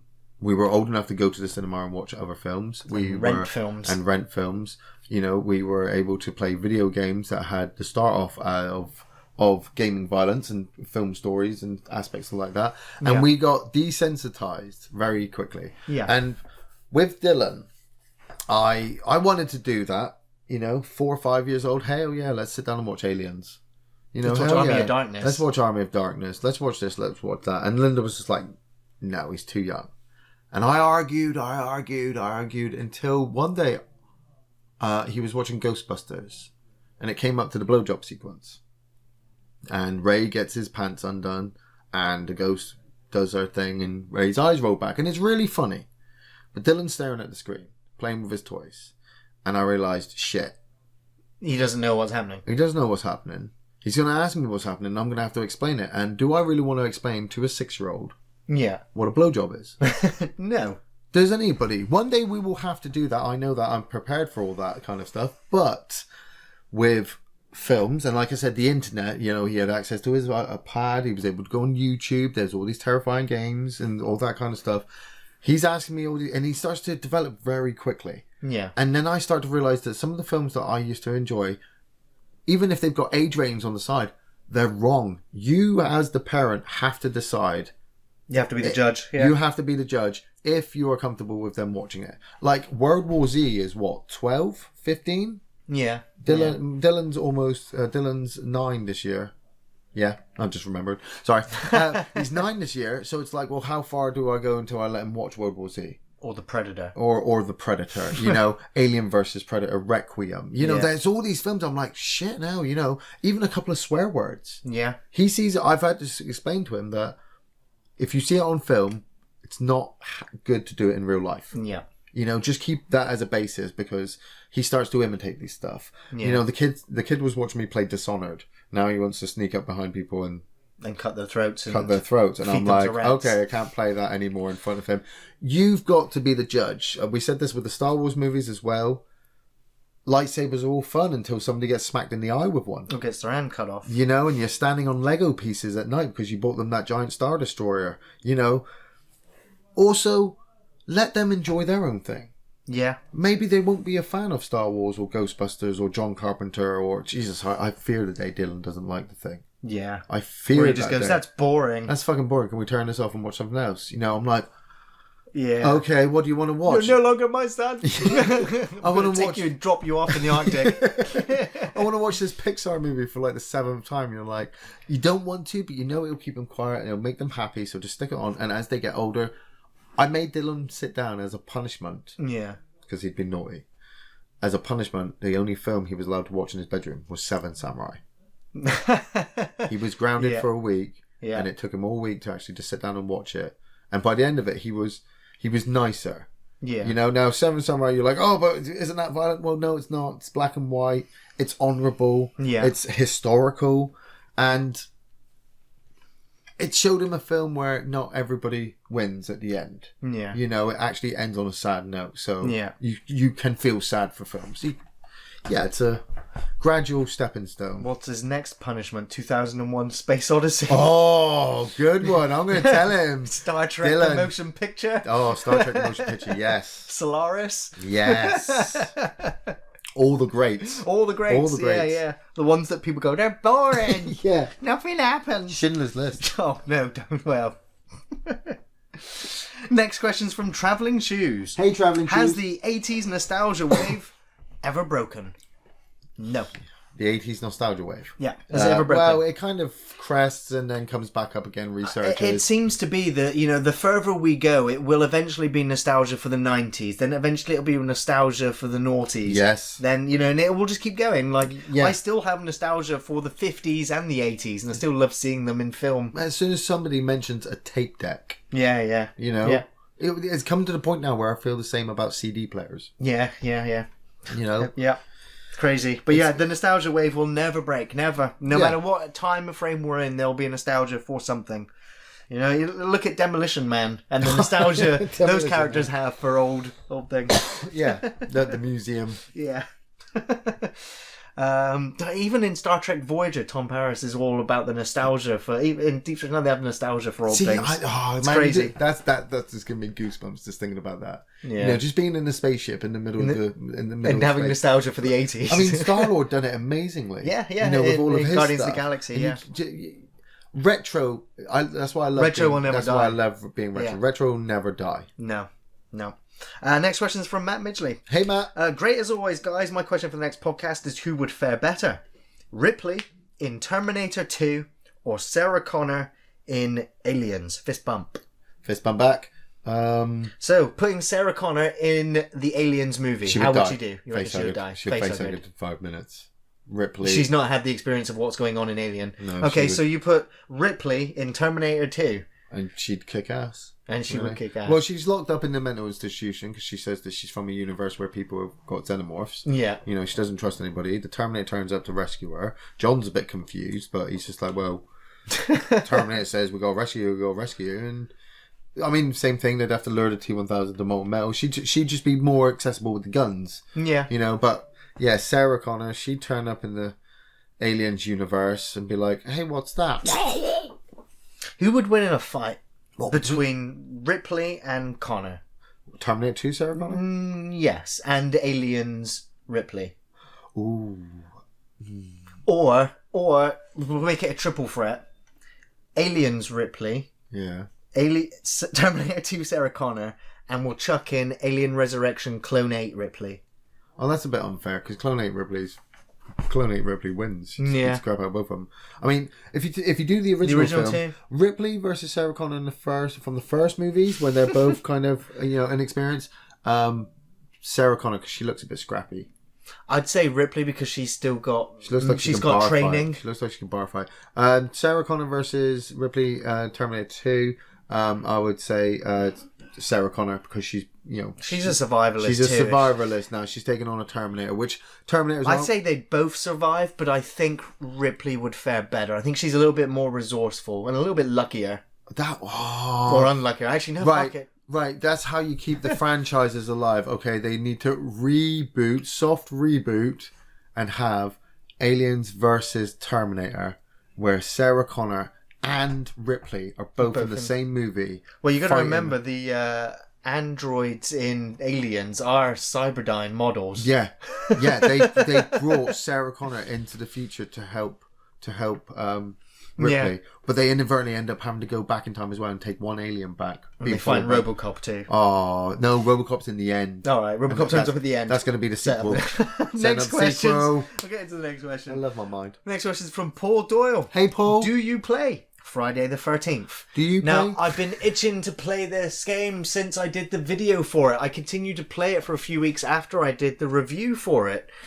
And just recently, because I follow Friday the 13th, the game, on Twitter, and for like 6 days, they are, like, the XP is at times 10. Really? And they are doubling, if not tripling, the chance of finding the Pamela Voorhees recorded tapes. Wow. Which, after all the hours I've put into the game, I've never found one. Why aren't you playing it? Because I'm working.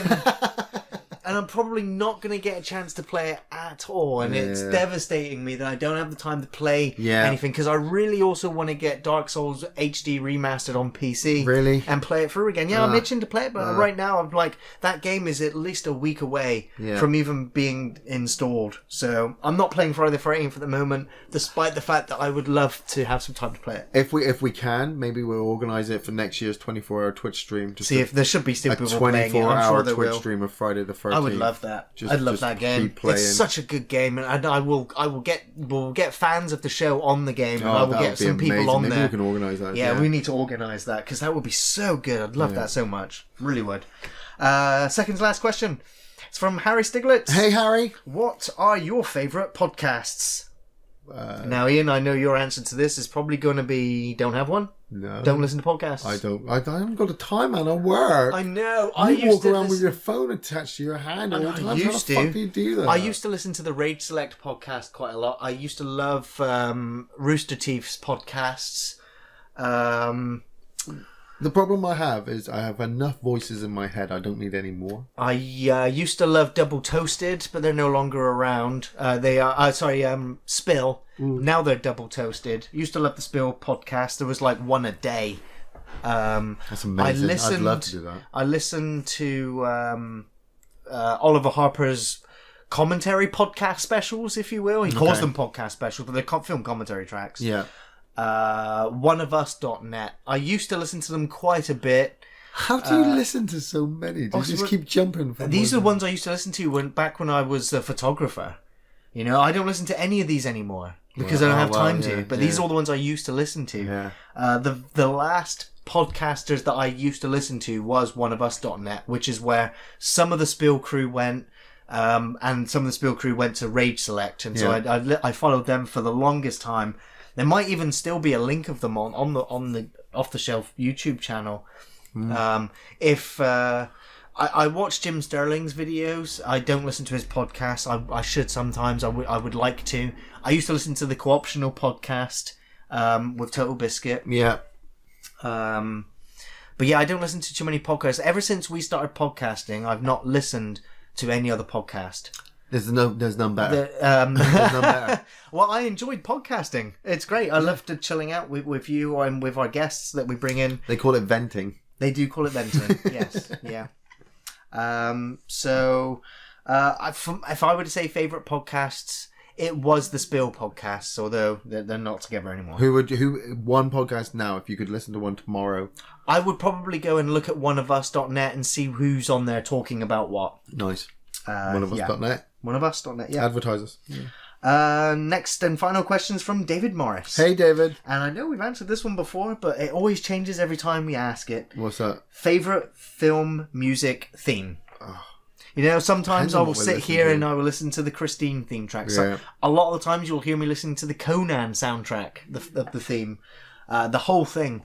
You know what a good one I was listening to in work a couple days ago? Go on. Gross Point Blank. Gross Point Blank has a good theme. For that one. I like listening to what's he called? Hans Zimmer. Yes. Yeah, he's done some great music for games and Horner. films. Yeah, James Horner. Absolutely love that. Mary Poppins. You know, got to listen to. I will listen to the Aliens and Alien 3 soundtrack when I can, when Fox hasn't removed the soundtracks from YouTube for copyright fucking infringement. Yeah. As we know they love to do. It all depends. So, like, when I'm building or DMing or preparing for our Zombocalypse campaigns, when I'm putting pen to paper and forming ideas, I will listen to different film soundtracks to help gestate the ideas and the encounters and things. Yes. So my music is always changing, but frequently it's the ones I usually mention. I love the RoboCop soundtrack, Indiana Jones music, it's iconic, Star Wars, Star Trek. There's so many instant recognizable pieces of music that you just go, that's that character, that's that set piece. I was listening to the Predator one as well. The Blade Runner soundtrack, I used to listen to that a lot. Amazing. Before going to sleep. Yeah. You know she won't live, but then again, who does?